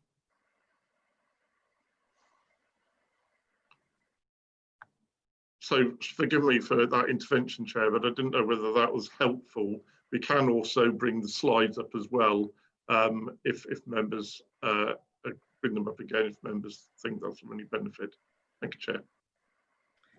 Thank you, Simon. Do you have anything to add, Steve?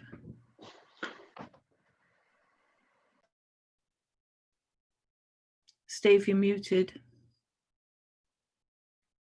Apologies. Yeah, no, I think that clearly demonstrates the kind of the relationship of the roads and the widths of the roads. It shows the kind of context in terms of the site and surroundings and the neighbouring buildings. Thank you. Okay. Right. Do we have we seem to have sort of gone into debate anyway, but does anybody want to add anything, any members for debate?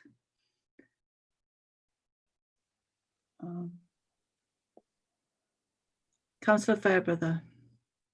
There was another point in the report by the people who live in the village. A lot of people walk out of the village towards Talentire and Bullgill.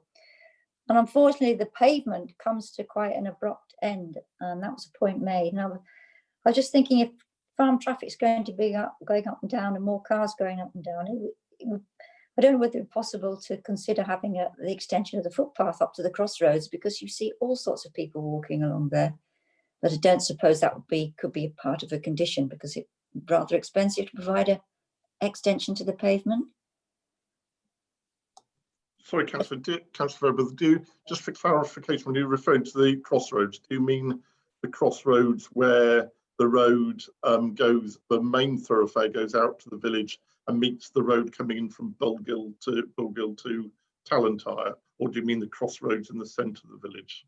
No, I mean the first one, where people walk from Gill Cruise up to the Bullgill crossroads.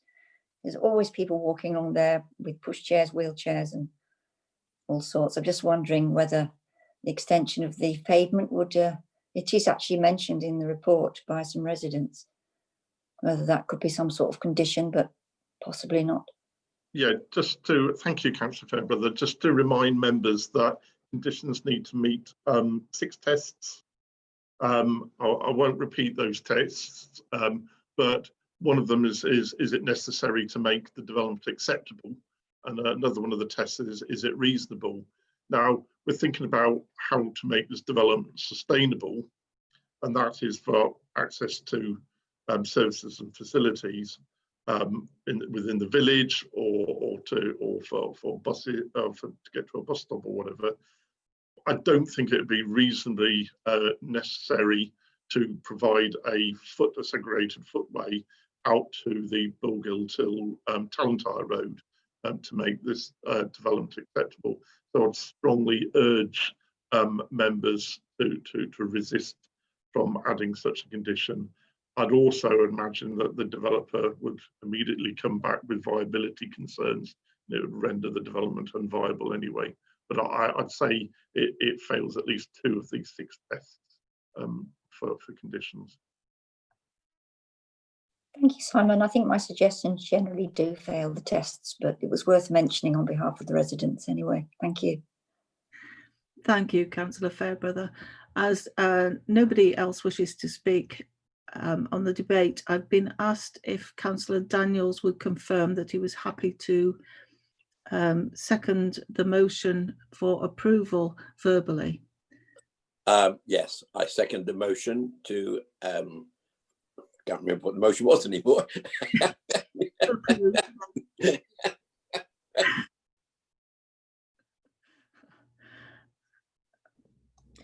On a point of clarification, Madam Chair, Councillor Daniels seconded Councillor Granger's motion to approve the application in accordance with the officer's report and subject to the conditions within the officer's report. Thank you. Thank you, Sharon. I did know it was Councillor Granger that had moved for approval, but thank you for that. Lee, I think we need to go to the vote now. Thank you. Thank you, Chair. Members, as previously explained to you what you're voting on, I will go around and I'll just ask your name, and if you can just indicate with your full name and then whether you're for, against, or whether you're abstaining from the vote. So we'll start with Councillor Armstrong. Councillor Armstrong for. Councillor Coburn. Councillor Coburn for. Councillor Daniels. Councillor Daniels for. Councillor Fairbrother. Councillor Fairbrother against. Councillor Gaston. Councillor Gaston for. Councillor Granger. Councillor Granger for. Councillor Heaslip. Councillor Heaslip for. Councillor Lister. For. Councillor Lister for. Councillor Semple. Councillor Semple, for. Councillor Smith, Councillor Smith, for. Councillor Tyson, Councillor Tyson, for. Councillor Wilkinson. Councillor Wilkinson, against. Thank you. Chair, we have 10 votes for, 2 against and 0 abstentions. Thank you. Thank you. Then for the avoidance of doubt, the planning application OUT/2019/0023, the redevelopment of Chapel Farm, has been approved. Thank you. I think we'll have 5 minutes break now. So if we could come back at 3:01. Members, again, if you can mute your microphone and turn your video off. Thank you. Excuse me, Madam Chair. Yes, Councillor. As I said yesterday, I now have to leave as I have another Zoom meeting with our own town council in Keswick. Thank you very much for the opportunity to be here this afternoon. Thank you for attending, Councillor Daniels. Bye.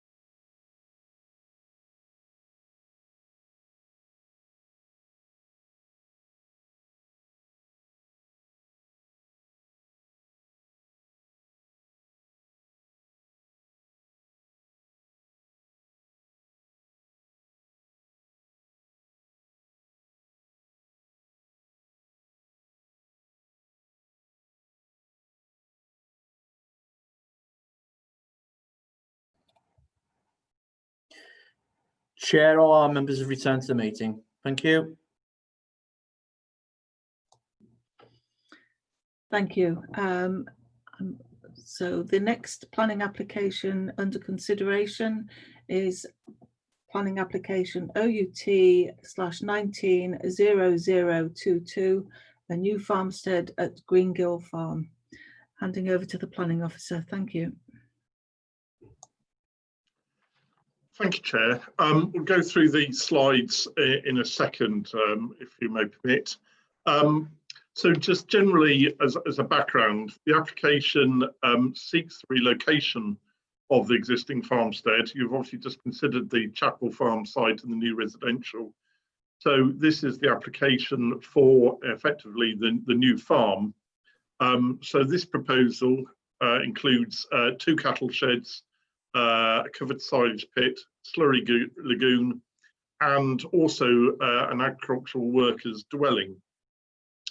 So as we'll see in a second, the site is in the open countryside, so it's well beyond the saved settlement limits from the 1999 local plan, and it's clearly also way beyond the Part 2 settlement limits. So it's open countryside development. So you'll see that from the description of the proposal in the officer report, that layout, scale and access are to be considered as part of this outline application. And that's largely due to the countryside location and the existence of sensitive receptors in the vicinity of the site, including the adopted highway. And there is also the public right-of-way to the south. That's the public right-of-way that my colleague Steve referred to in the application for the Chapel Farm site. This is the continuation of that public right-of-way as it wends its way across the fields to Tallentire. So you'll also see from the officer's report and specifically the response from the County Highways Authority that the plans were amended during the course of the application, and we now have acceptable visibility displays as part of the proposal. One point that I really must emphasise, and I referred to paragraph 11.1 of the report, is the application, as all applications have to be, it must be determined on its own merits. So obviously, although there's that obvious link to the Chapel Farm application that you've just considered, and obviously the applicant has provided the justification for the relocation. This application is not, if you granted permission, it wouldn't be predicated on the cessation of the Chapel Farm activities. So you could have the scenario where this application was implemented for the new farmstead and the Chapel Farm site continued to be a farmstead. You also could have the situation, which obviously Steve confirmed to you members in the previous application, where the application for Chapel Farm is implemented for housing, but this application, if granted permission, wasn't implemented for a farmstead. So you must consider it on its own merits. The one thing that you will note from the application, the report and the conditions, is that the dwelling, because there we are in the open countryside,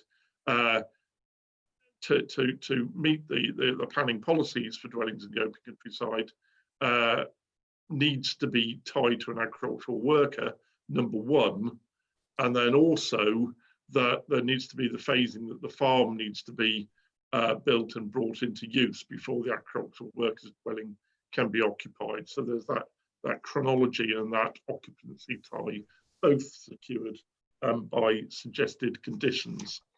So if you can just bear with me, members, I'll share my screen and we can go through the slides, and then there's also a couple of videos which may assist members with the consideration of the proposal.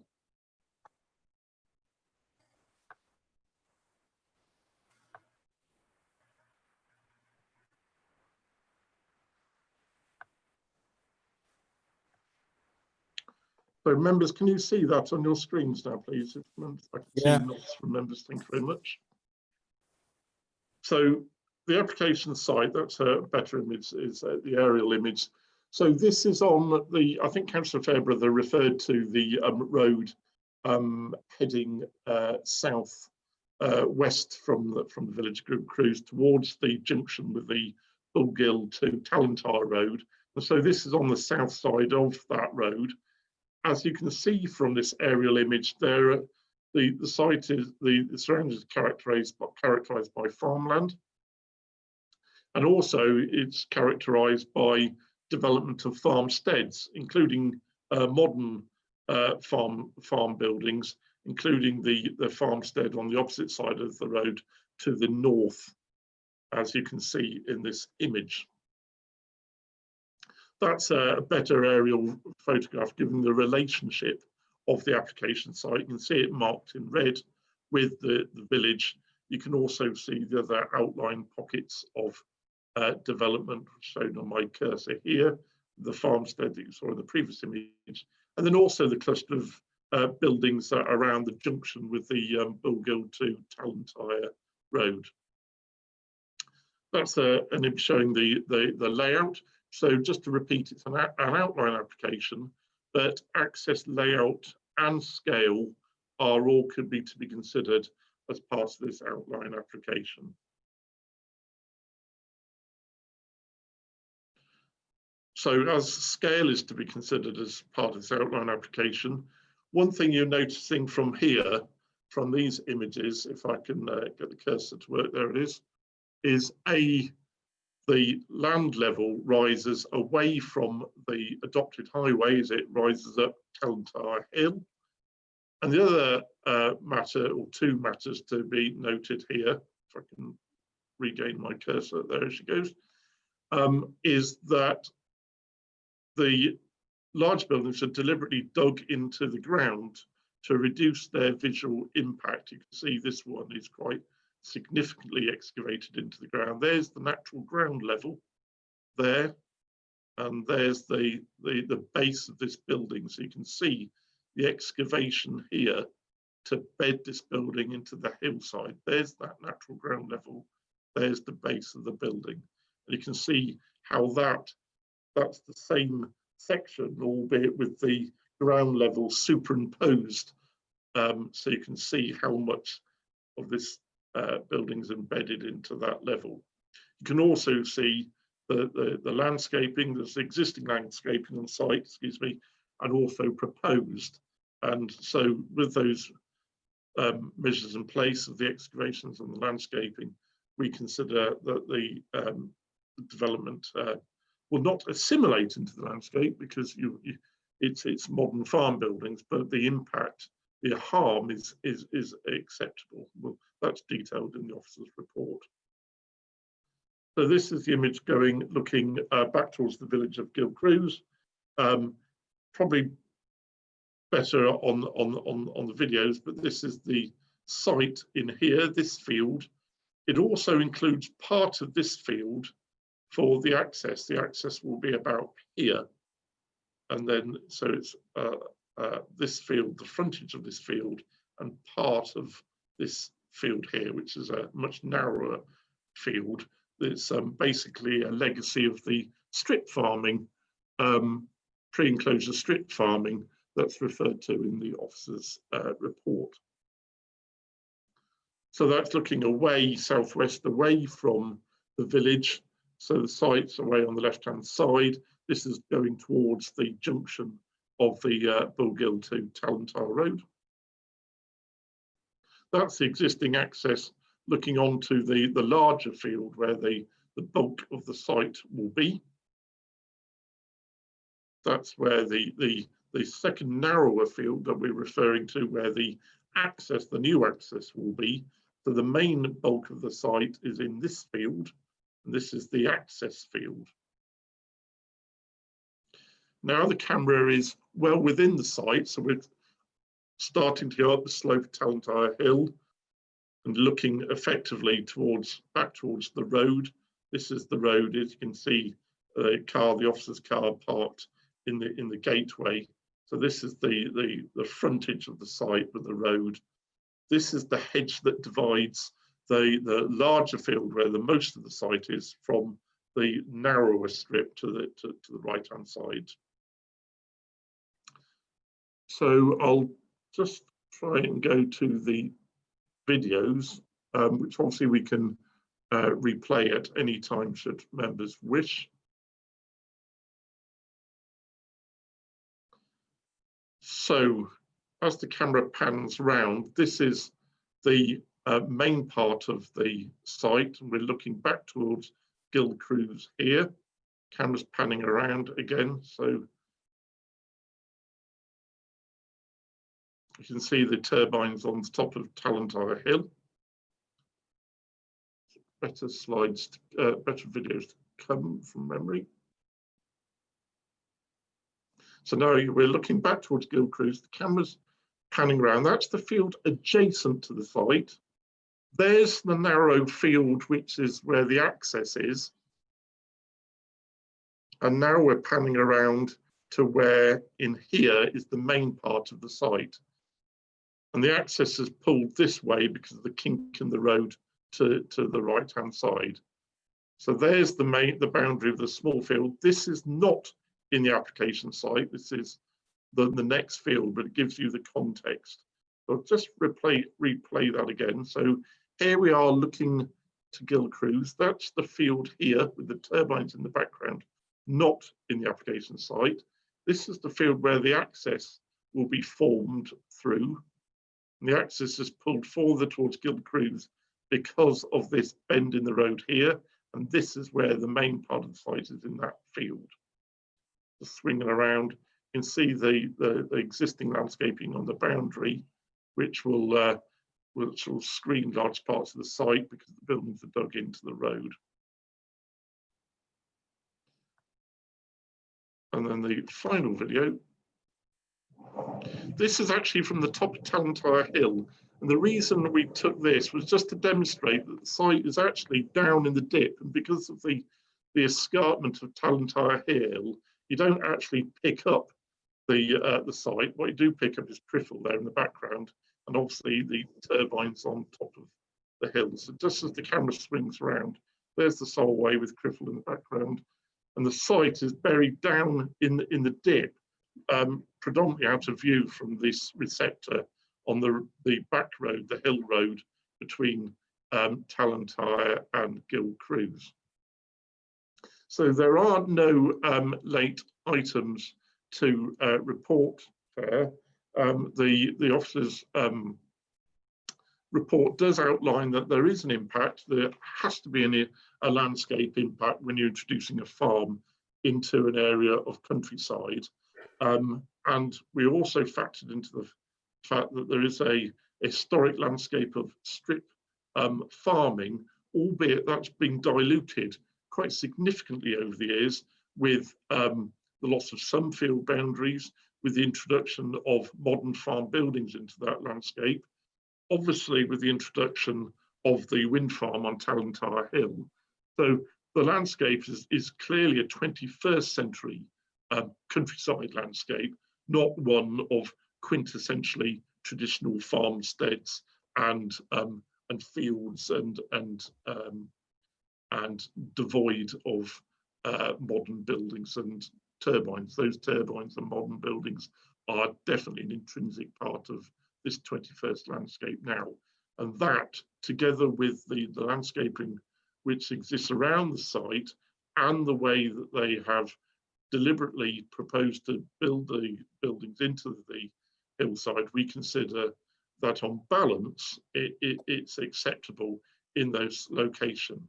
Just as a matter of fact, the development can't be nearer to Gill Cruise because, well, A, that would obviously count against some of the advantages of relocating it away from the residents, and B, the farmer doesn't own all the land around, and the farmer owns the land where this new farmstead is proposed. So obviously free to take any questions, Chair. Thank you. Okay, first, Lee, do we have any speakers? We don't have any speakers on this item, Chair. Thank you. Thank you. Questions to the officer. Right, first I've got Councillor Wilkinson. Thank you, Madam Chair. Simon, this is beautiful countryside. The visual impact that I think this is going to have, I will say right away that I believe a site visit is required to get a full insight into this. I apologise for jumping in right immediately and asking for this. Obviously, this is questions, but I do believe, and I would like to propose a site visit for this because of the visual impact. So you're putting forward a motion to propose a site visit? I am, Madam Chair. I am putting forward immediately a proposal for a site visit because of the visual impact on the open countryside. Right. Okay. I was hoping that we'd get questions for the officers first. However, does Councillor Wilkinson have a seconder?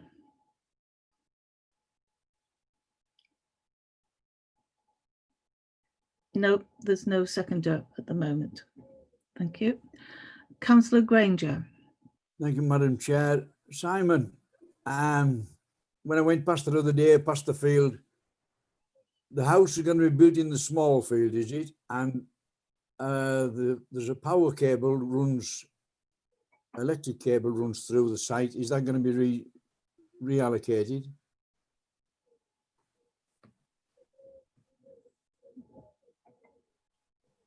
Thank you, Councillor. Just realising that I can't unmute while I'm sharing. So I'll just share members again to answer Councillor Granger's question. I'll put the layout plan up to describe that for members.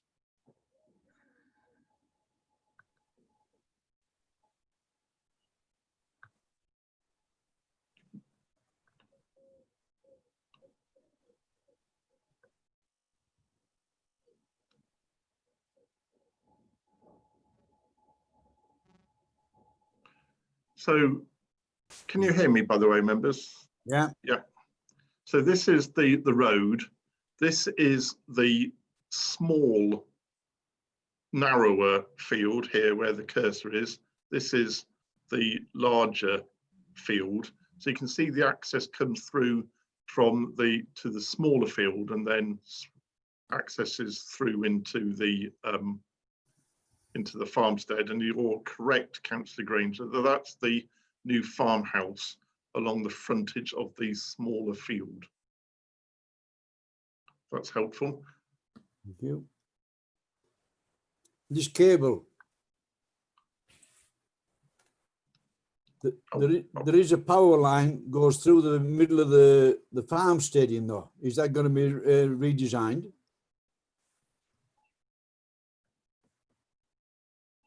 Thank you, Councillor Granger. Forgive me. I'll just share that again. So there is the diversion of this cable to underground, effectively, to be sorted. So yes, there will be the diversion of the cable to enable the development to take place. Thank you, Simon. Okay, we've got Councillor Janet Fairbrother, then Councillor Tyson. So Councillor Fairbrother. Thank you, Chair. It's a question, Simon, about the section in the report at 611 by Natural England, suggesting that as the farm is going to be completely rebuilt, it might be good to arrange for a catchment sensitive farming officers to visit in order to mitigate the damage of nitrates to the environment. And it says that there's a possibility of covering the store and changing the spreading regime because it's likely to be required in the future. I'm just wondering if we can make something of that as a condition, because I don't think it's actually in the conditions. Thank you. Thank you, Councillor Fairbrother. So yes, paragraph 6.12, I think you're referring to, Councillor Fairbrother, page 48 of the paper copy, if you're referring to a paper copy. So yes, that's advice from Natural England, and very good advice and something that officers would support. And unfortunately, it's not something that we can secure through the planning system. When there is such advice provided, which is not covered by the planning system, we can provide advisory notes on decision notices, and we would obviously encourage the farmer to follow that best practice, which the Natural England can advise on, but it's not something that we feel can be reasonably secured through the planning system. Thank you, Simon. Thank you. We've got Councillor Alan Tyson. Questions to the officers. Thank you. Thank you, Chairman.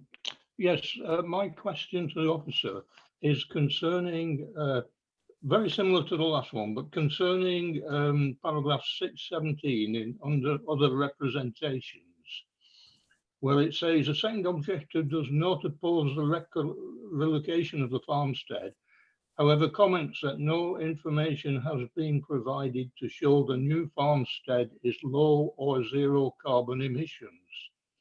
The development provides the farmer the opportunity to be a successful, forward-thinking, efficient and environmental friendly business if developed appropriately addressing climate change.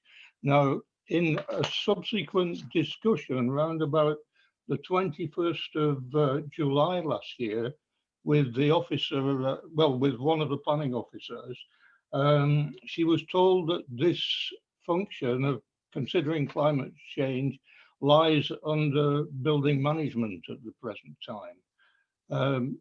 Now that was about the 20th of July 2019. It's now nearly June 2020. There's no obvious evidence in this report that such considerations have taken place. Could I ask the officer if they have, and are they available for inclusion with this report? Thank you, Councillor Tyson. So a sort of multifaceted answer to your question.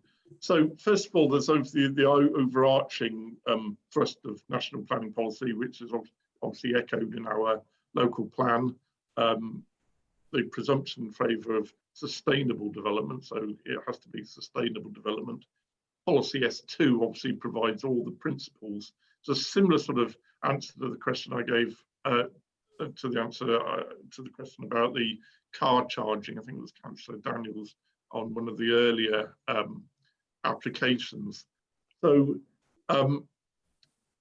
the build standards is covered by building regulations in terms of thermal efficiency of buildings. For example, the new farmhouse and Part L. There are certain exemptions, I have to be honest, with regard to agricultural buildings. Many of them don't actually require building regulations at all, so they're not covered by that. Is it reasonable to require a certain level of energy performance with regard to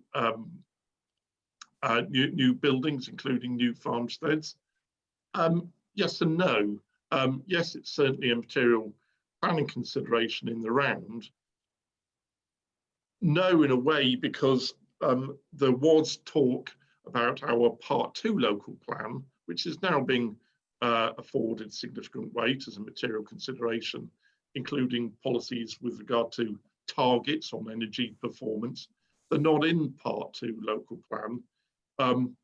There are policies in local plans around the country with regard to particular targets for energy performance. They're largely not in. They are absent from the Allerdale local plan, predominantly because of overall plan viability. We're not in large areas of Allerdale blessed with development viability, and there are concerns that if there were energy performance targets that went above and beyond building regulations in the local plan, that could prejudice the overall plan viability and delivery of development. So yes, it is a material consideration. In the absence of particular specific local plan policies, is it reasonable to pursue that and resist development on those grounds, or require a condition for a particular performance? Clear officer advice is no, it's not reasonable to do that in the absence of policies. But as officers, we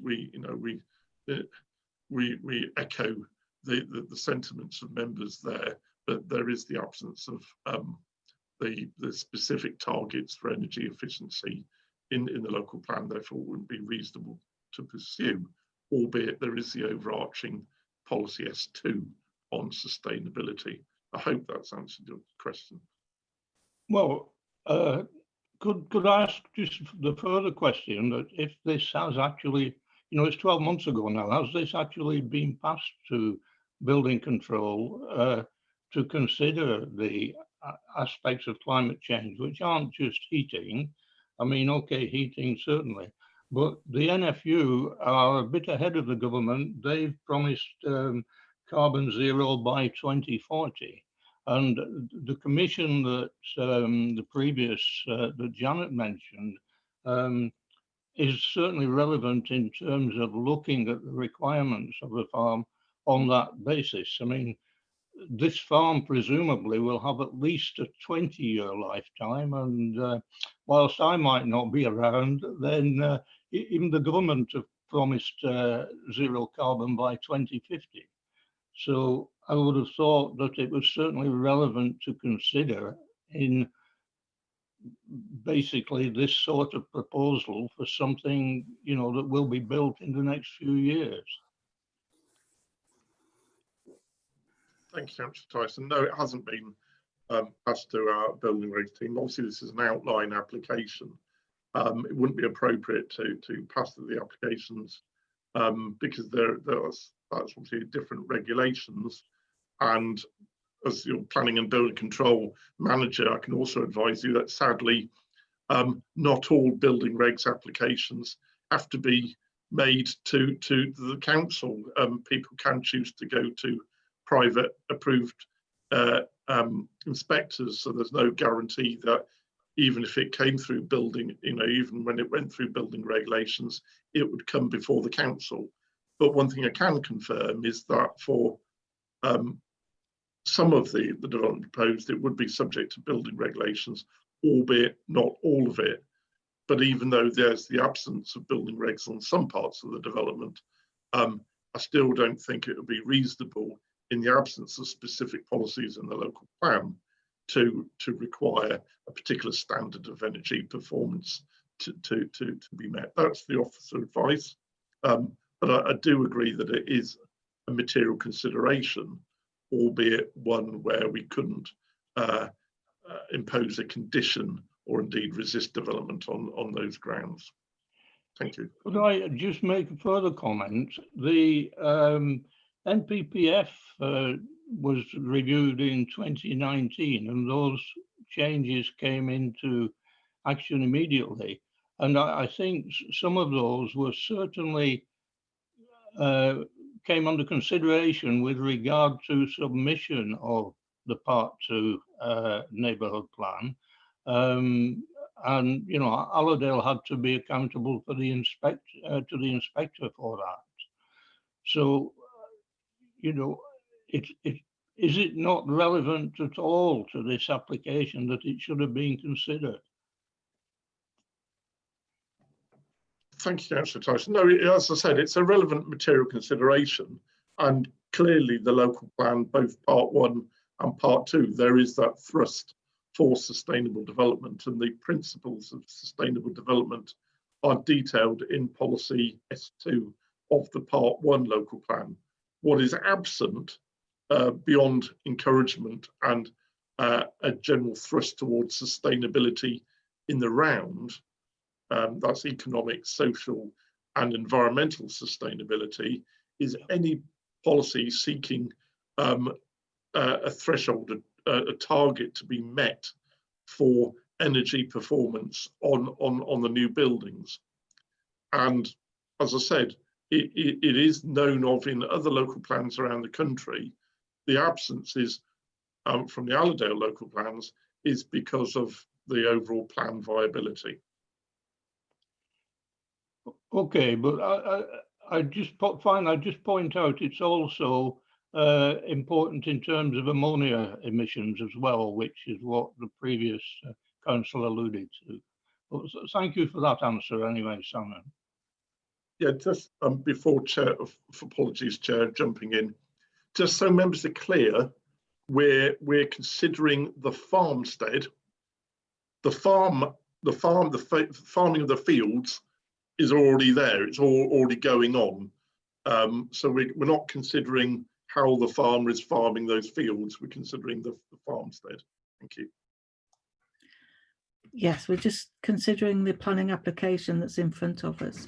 So, Councillor Lister, you're next. Thank you. I was just maybe going to hope to clear up some of this.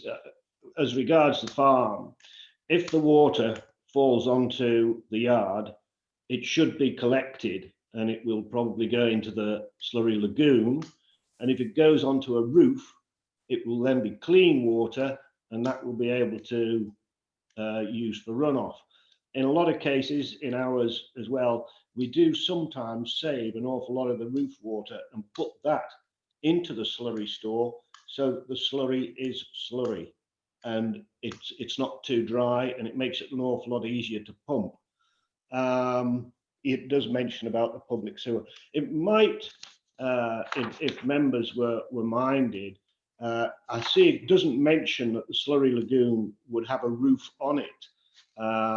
Sometimes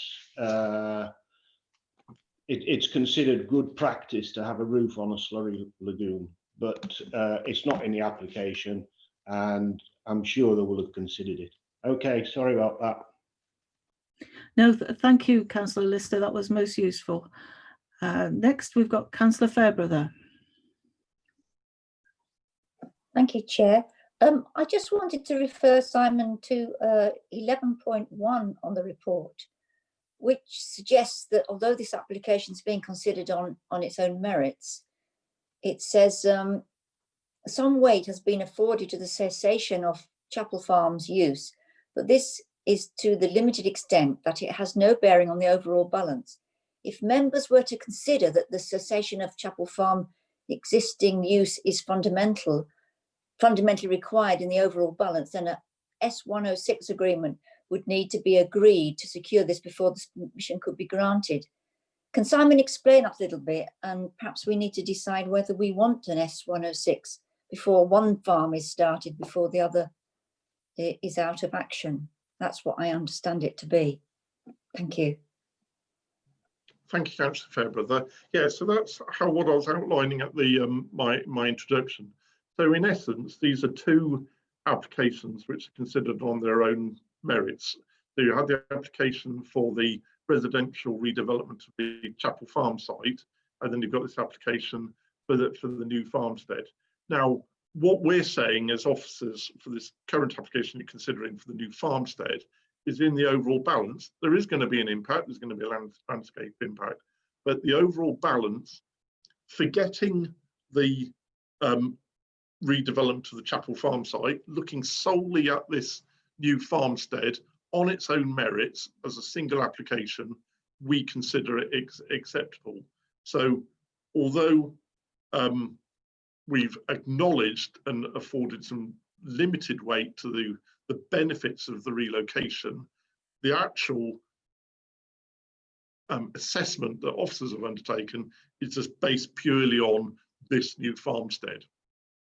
However, if members actually considered this development is only acceptable, the new farmstead is only acceptable because of the benefits of relocating the existing farmstead out of the village, then we'd need a Section 106 legal agreement to achieve that. And that obviously the existing site is within the applicant's control, but it might not be in the future. What the Section 106 agreement does, which a condition can't do, is ensure that even whoever buys that new farm site would be a successor in title and basically still be obligated to cease the farming at Chapel Farm before the new farm is brought into use. So officers don't consider that is necessary. We're looking at things in the overall balance and actually say, irrespective of what happens to Chapel Farm, even if it continued going, we still consider this new farmstead to be acceptable. But if you think that actually the balance of things really hangs on the cessation of the Chapel Farm operation as a farm, then you can still resolve to grant permission today, subject to the conditions detailed in the officer's report. But permission would not be granted until there was a legal agreement basically requiring the cessation of the farming use at Chapel Farm before the first use of this new farmstead. Hope that makes sense. Yes, thank you. Thank you, Simon. Do you think we should have a bit of a debate about that, Chair, before to see other members what they think about that? Absolutely. We've got two more questions though, but I'm assuming that they're not questions. So yes, we'll carry on to debate. And the first speaker I've got is Councillor Wilkinson. Sorry to undermine the chair, it was a question. Simon, fire officer, no reply to date. Wildlife Trust, no reply to date. Increasingly, we're getting this sort of reply in the papers for each case, no reply to date. it upsets me that, is it that nobody's got the gumption to reply? Is it could be that we're making decisions without all the information in front of us for reasons beyond our control? I've noticed on the slides that you put up that where this is proposed to be, there's quite a lot of bushes, trees, and that to me houses a lot of wildlife. When you've got no reply to date from wildlife, that then tells me we're making decisions on not all the information. Is there something that we can do at a future date to make sure that all the information is at hand before we're ready to sit and debate and make decisions? Thank you, Councillor Wilkinson. So a few points in response to the answer, in response to your question. First of all, some of those consultees are not statutory consultees, so we've used our discretion to consult them. They're given 21 days to reply. They're given extra time if there are bank holidays, for example, within that period of time. As you can see, this application has actually been in with us since 2019. And when consultees don't respond, we do press those consultees and get in touch with them and chase them for responses.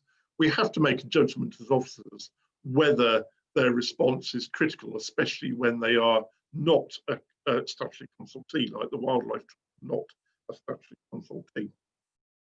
So that's the position we're in. What I can say, and there's clearly there's a lot of case law behind this, is you can make a robust decision with the information before you, even though some consultees haven't responded. Now, there might be a number of reasons why consultees haven't responded. It may be that they consider that it's not important to respond, they have no objections, they have no observations, so they haven't responded. It can be, admittedly, a resource issue with the consultee. A lot of consultees have diminishing resources. Many of them, like Natural England, now just provide, and the Environment Agency now provide standing advice, but not all. So we make that professional judgment. If you can remember with the Thursby application, members, you requested that the council instructed an ecologist to actually check the site, and that was undertaken. And that application will be coming before you again in a development panel in the future. We don't consider that's necessary. Remember, this is an outline application. We still have the full details of landscaping to be considered as reserved matter before development could be could proceed, could be implemented.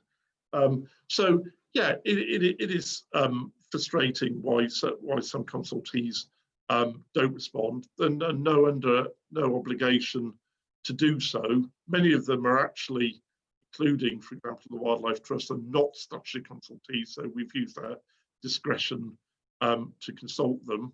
We're way beyond the consultation period of 3 weeks now. So the application's been with us months.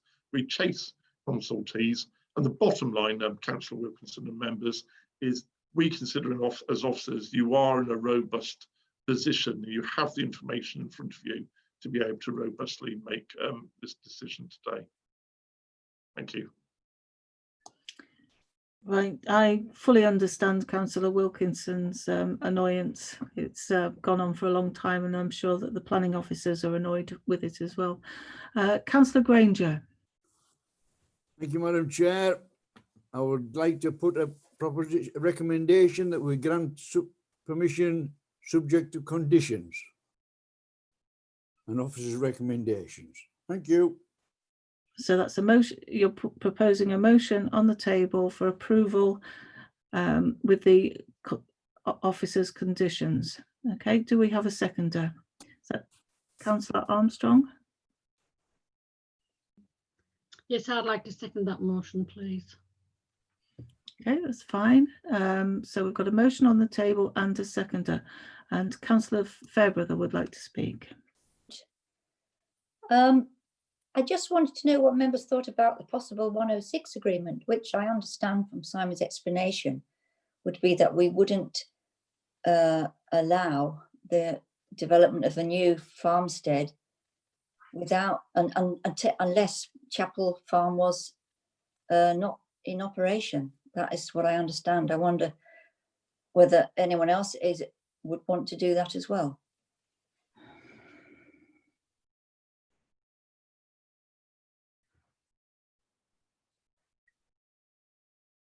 And I propose that as a motion. If the first, I don't know, does it become a supplementary motion to the main motion? I don't know. Sharon, could you interject? Thanks.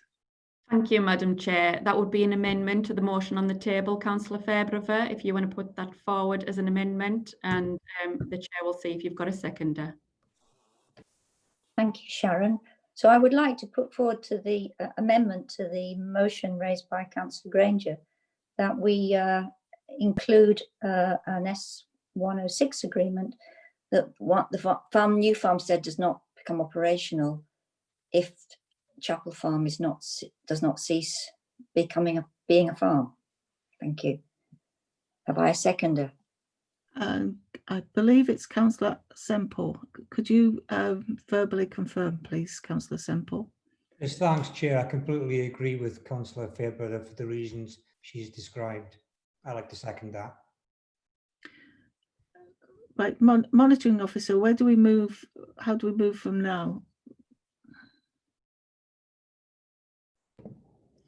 Thank you, Madam Chair. We take the vote on the amendment first, if the debate's concluded. Okay, I've got one more speaker, which is Councillor Lister. So before we take, if it's all right, before we take the vote, could I ask Councillor Lister? Councillor Lister. Yeah, can we have it completely clear what the amendment is, how the amendment's worded, please? Right, I think if, do we want Councillor Fairbrother or Simon Sharp to suggest the amendment? I would like Simon Sharp to just confirm that I got that right. And I said that the new farmstead can't be operational or even started until Chapel Farm has ceased being a farm. Is that correct, Simon? Thank you, Councillor Fairbrother. Yes, that's correct. So it's so just for clarification, response to Councillor Lister as well.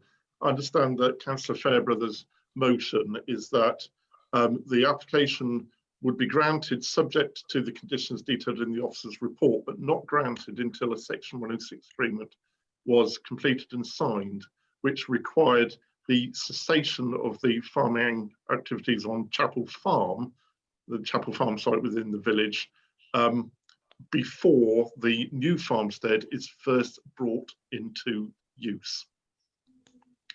And obviously with the condition of one of the suggested conditions, that means that also the new dwelling couldn't be occupied, because that's predicated on the farm being brought into use as well. So it prevents, the condition would prevent that happening as well. So yes, so I just wanted to clarify that on that motion, Councillor Fairbrother, you're putting forward that motion because you feel that without that Section 106 agreement, the development is unacceptable, and it's only because of the cessation of the Chapel Farm use that tips the balance in favour of the development. So you've weighed up all of the local plan policies and considerations about landscape, etc.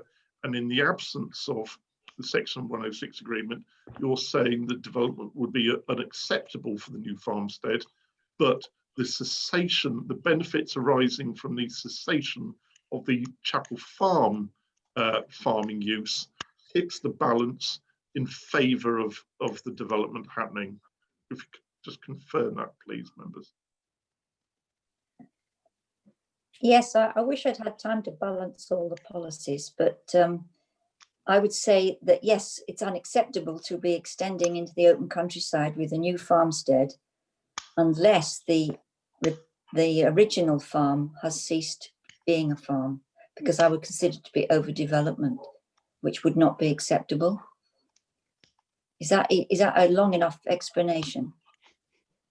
Thank you, Councillor Fairbrother. That's fine. So you're saying that that harm to in the open countryside is outweighed by the benefits arising from the cessation of the Chapel Farm use, and that those benefits can only be secured through the Section 106 agreement. Precisely. Thank you.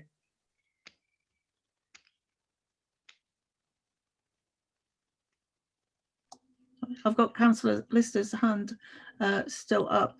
Did you want to add in?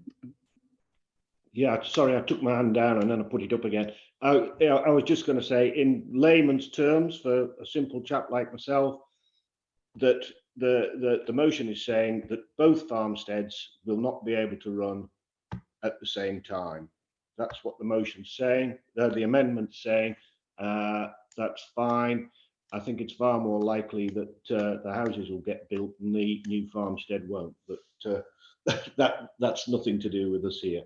Okay, thank you very much. Thank you. Right, I think we've got no more hands up or clarifications, so we move on to the vote. And Sharon, please jump in. The vote is for the amendment as just clarified by Councillor Lister and Simon Sharp. So if we could go for the vote for the amendment, please, Lee. Thank you, Chair. Members, as we've done previous votes, I will just go through alphabetically. If you can just indicate your full name and what your vote will be. Councillor Armstrong. Councillor Armstrong, for. Councillor Coburn.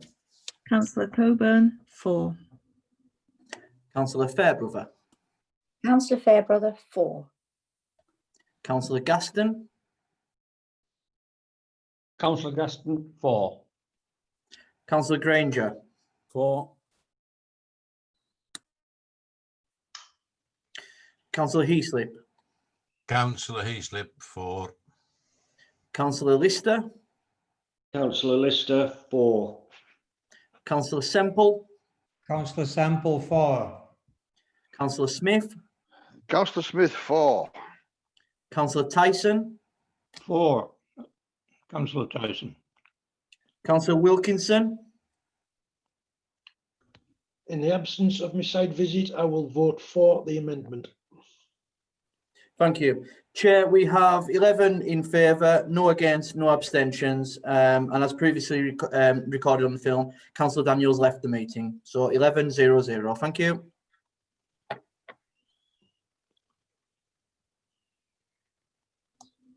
If I can just clarify, monitoring officer, that this motion is now carried.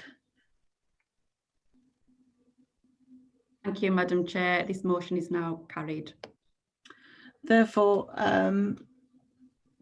planning application OUT 19022, the new farmstead at Greengill Farm, has been approved with a Section 106 agreement and the conditions outlined in the planning officer's report. Yes, sorry, just to interject again, Chair. Yeah, it hasn't been approved today, so it's members have resolved to approve subject to the Section 106 agreement being completed and signed. If the applicant is unwilling to enter into that agreement, we'll bring the matter back before panel at a future date. Thank you, Chair. Yep, that's fine. Do I need to repeat that, Sharon? No, that's fine. Thank you. Right. I think we need just a very quick 4-minute break before the next planning application. Thank you.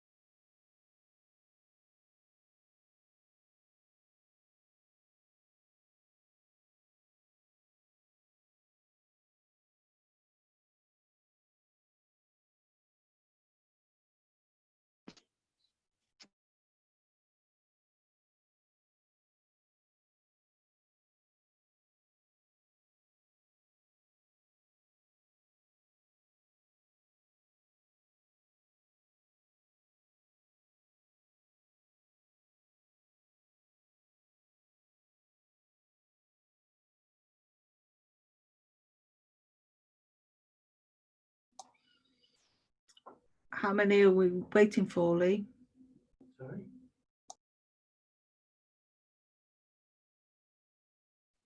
Still waiting for a couple of members, Chair.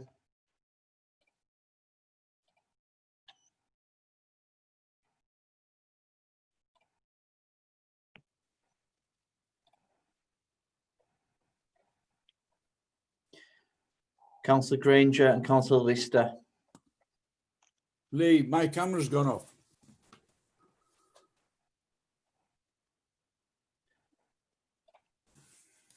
Try that, Malcolm. My videos won't let Hello. me turn on. And you?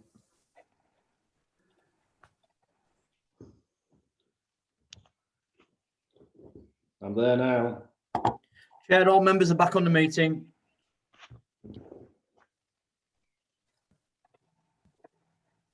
Forgot to unmute. Thank you. We'll go straight into planning application HOU/2020/001951 Alkarby Road, Aspatria.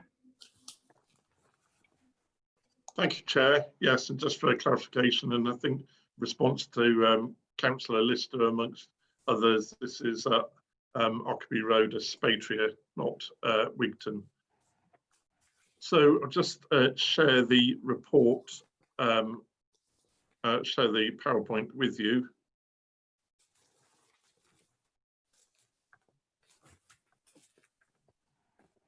So can everybody see the screen, please, members? Yeah. Getting some nods. Yeah. So the application is signed. Just first of all, by the way, members, the only reason this application is being brought before you, it's not normal for a householder application to be brought before you, especially when there are no objections to it, is because the applicant is an officer of this council. So under the council's current constitution, the application has to be reported to the development panel. The officers would not have the delegated powers to determine the application. So the application side is just detached away from Aspatria. You can see the railway line here going down towards Gill and Maryport. This is the B road that goes down to the 595 through Plumland, that area, up the hill onto the 595. So that's an aerial image which shows the detachment from the main built-up area of Aspatria, just before you drop down the hill. So the existing elevations, you can see it's a period dwelling, a villa dating from the 19th century, as detailed in the officer's report. And there is a detached garage to the left-hand side as you look from the road. So the application was amended. It did actually have extensions on both sides of the dwelling, and now it's proposed just to have extension on one side with the garage set further back. So you can see the extension on the right-hand side of the villa as you look from the road with the garage. Sorry, Chair, can I interrupt, Simon? Sorry, we've lost connection with Councillor Smith.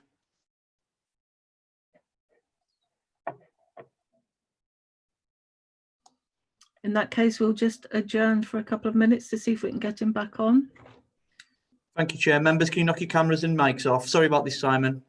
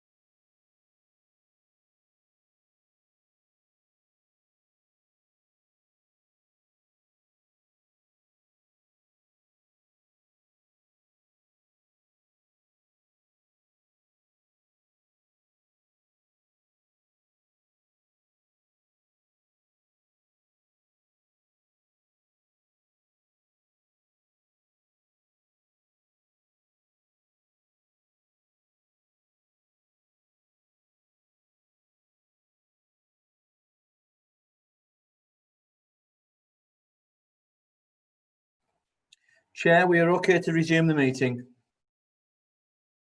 Councillor Smith has left the meeting. Right, thank you. Give me a moment, Chair, while I'll just make sure that all the members are back on.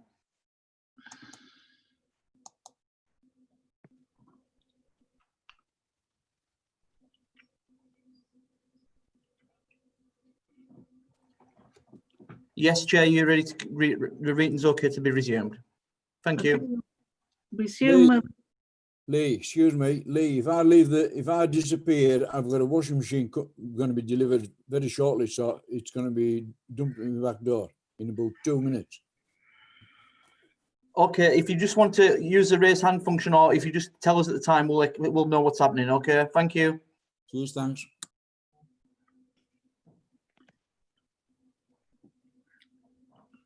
Right, could the planning officer please carry on? Thank you.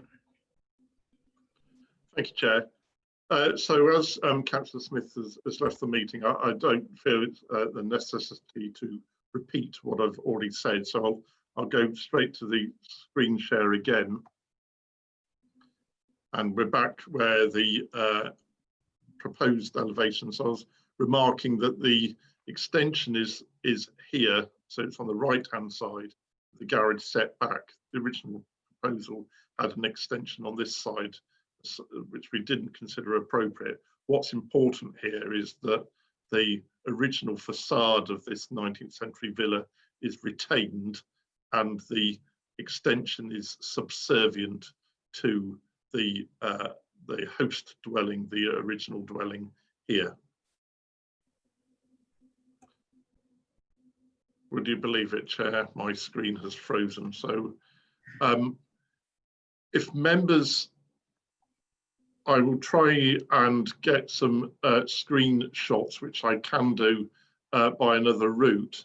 If members wish to start the debate, then I'll work behind the scenes and also when I'm taking questions to get images from another route. So if you can do that, please, Chair. Yeah, that's absolutely fine. So do any of the members have any questions? I think we've seen the plan already and the sort of front facades of the house, etc. So as soon as we get some more pictures, that would be great. Councillor Semple. Thanks, Chair. Yes, I'm happy that this is a sympathetic development, and Simon's just gone through it very thoroughly. I'd like to propose that we accept the officer's proposals. So that's a motion on the floor for approval. And I'll second it. And that's seconded by Councillor Granger. Chair, if I can interrupt, I have the facility to share the screen for the planning officer. Oh, yes, that would be good. Yep, thank you.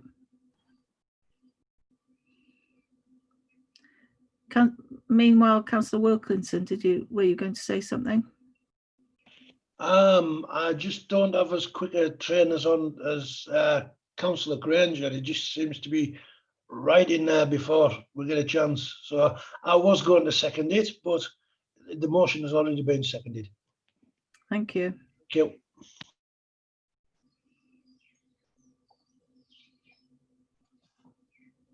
Can you see my screen? Is everything okay? Yeah, we can. Simon, just indicate when you want me to move on. Yes, thank you, Lee. If you go just to the next slides, there's a few images. There's the image of, you can see that it is a period villa dating from the 19th century, standing alone, no neighbours around it. The extension is going to be on the other side, but what's important is to keep that facade with the coins, the symmetrical facade, and any extension subservient to that. Just the next slide again, Lee, please. So that's the facade. You can see that it's a neoclassical facade. The applicant is actually intending to replace the UPVC replacement windows with traditional sliding sashes, which is very welcome. Next slide, please. And that's the rear. So the extension would be to the left-hand side of that shot.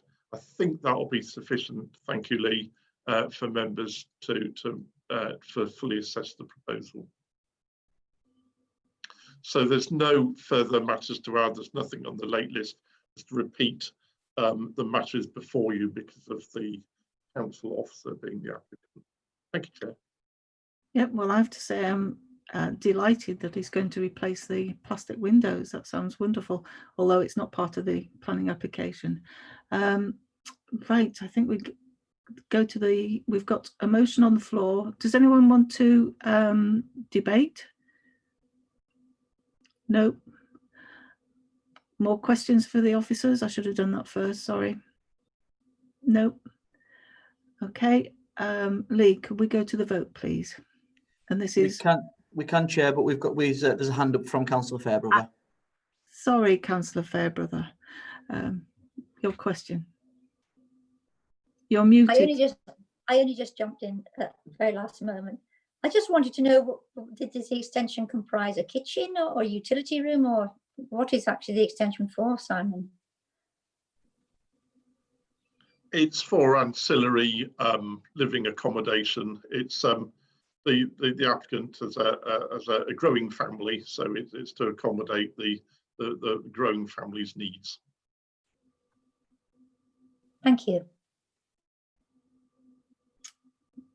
Thank you. I can't see any more hands up, so if we could go to the motion, go to the vote for the motion for approval. Thank you.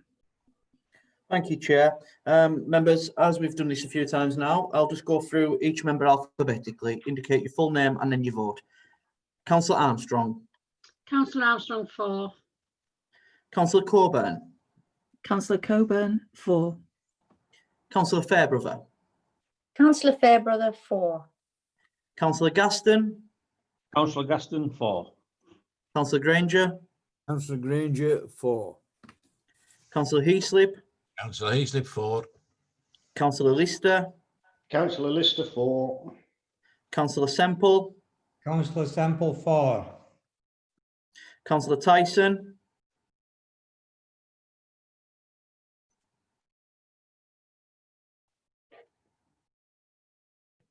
Councillor Tyson, for. Councillor Wilkinson. Continuing golfing, 4. Thank you. Chair, we have 10 votes for. Councillor Smith left the meeting, so he's unable to vote. 0 against, 0 abstention. So 10-0-0. Thank you. Thank you, Lee. Therefore, planning application HOU 2020/0019 has been approved along with the officer's recommended conditions. Thank you. Right, I think that is everything on the agenda today. So thank you all for your participation, and I will end this virtual meeting. Thank you.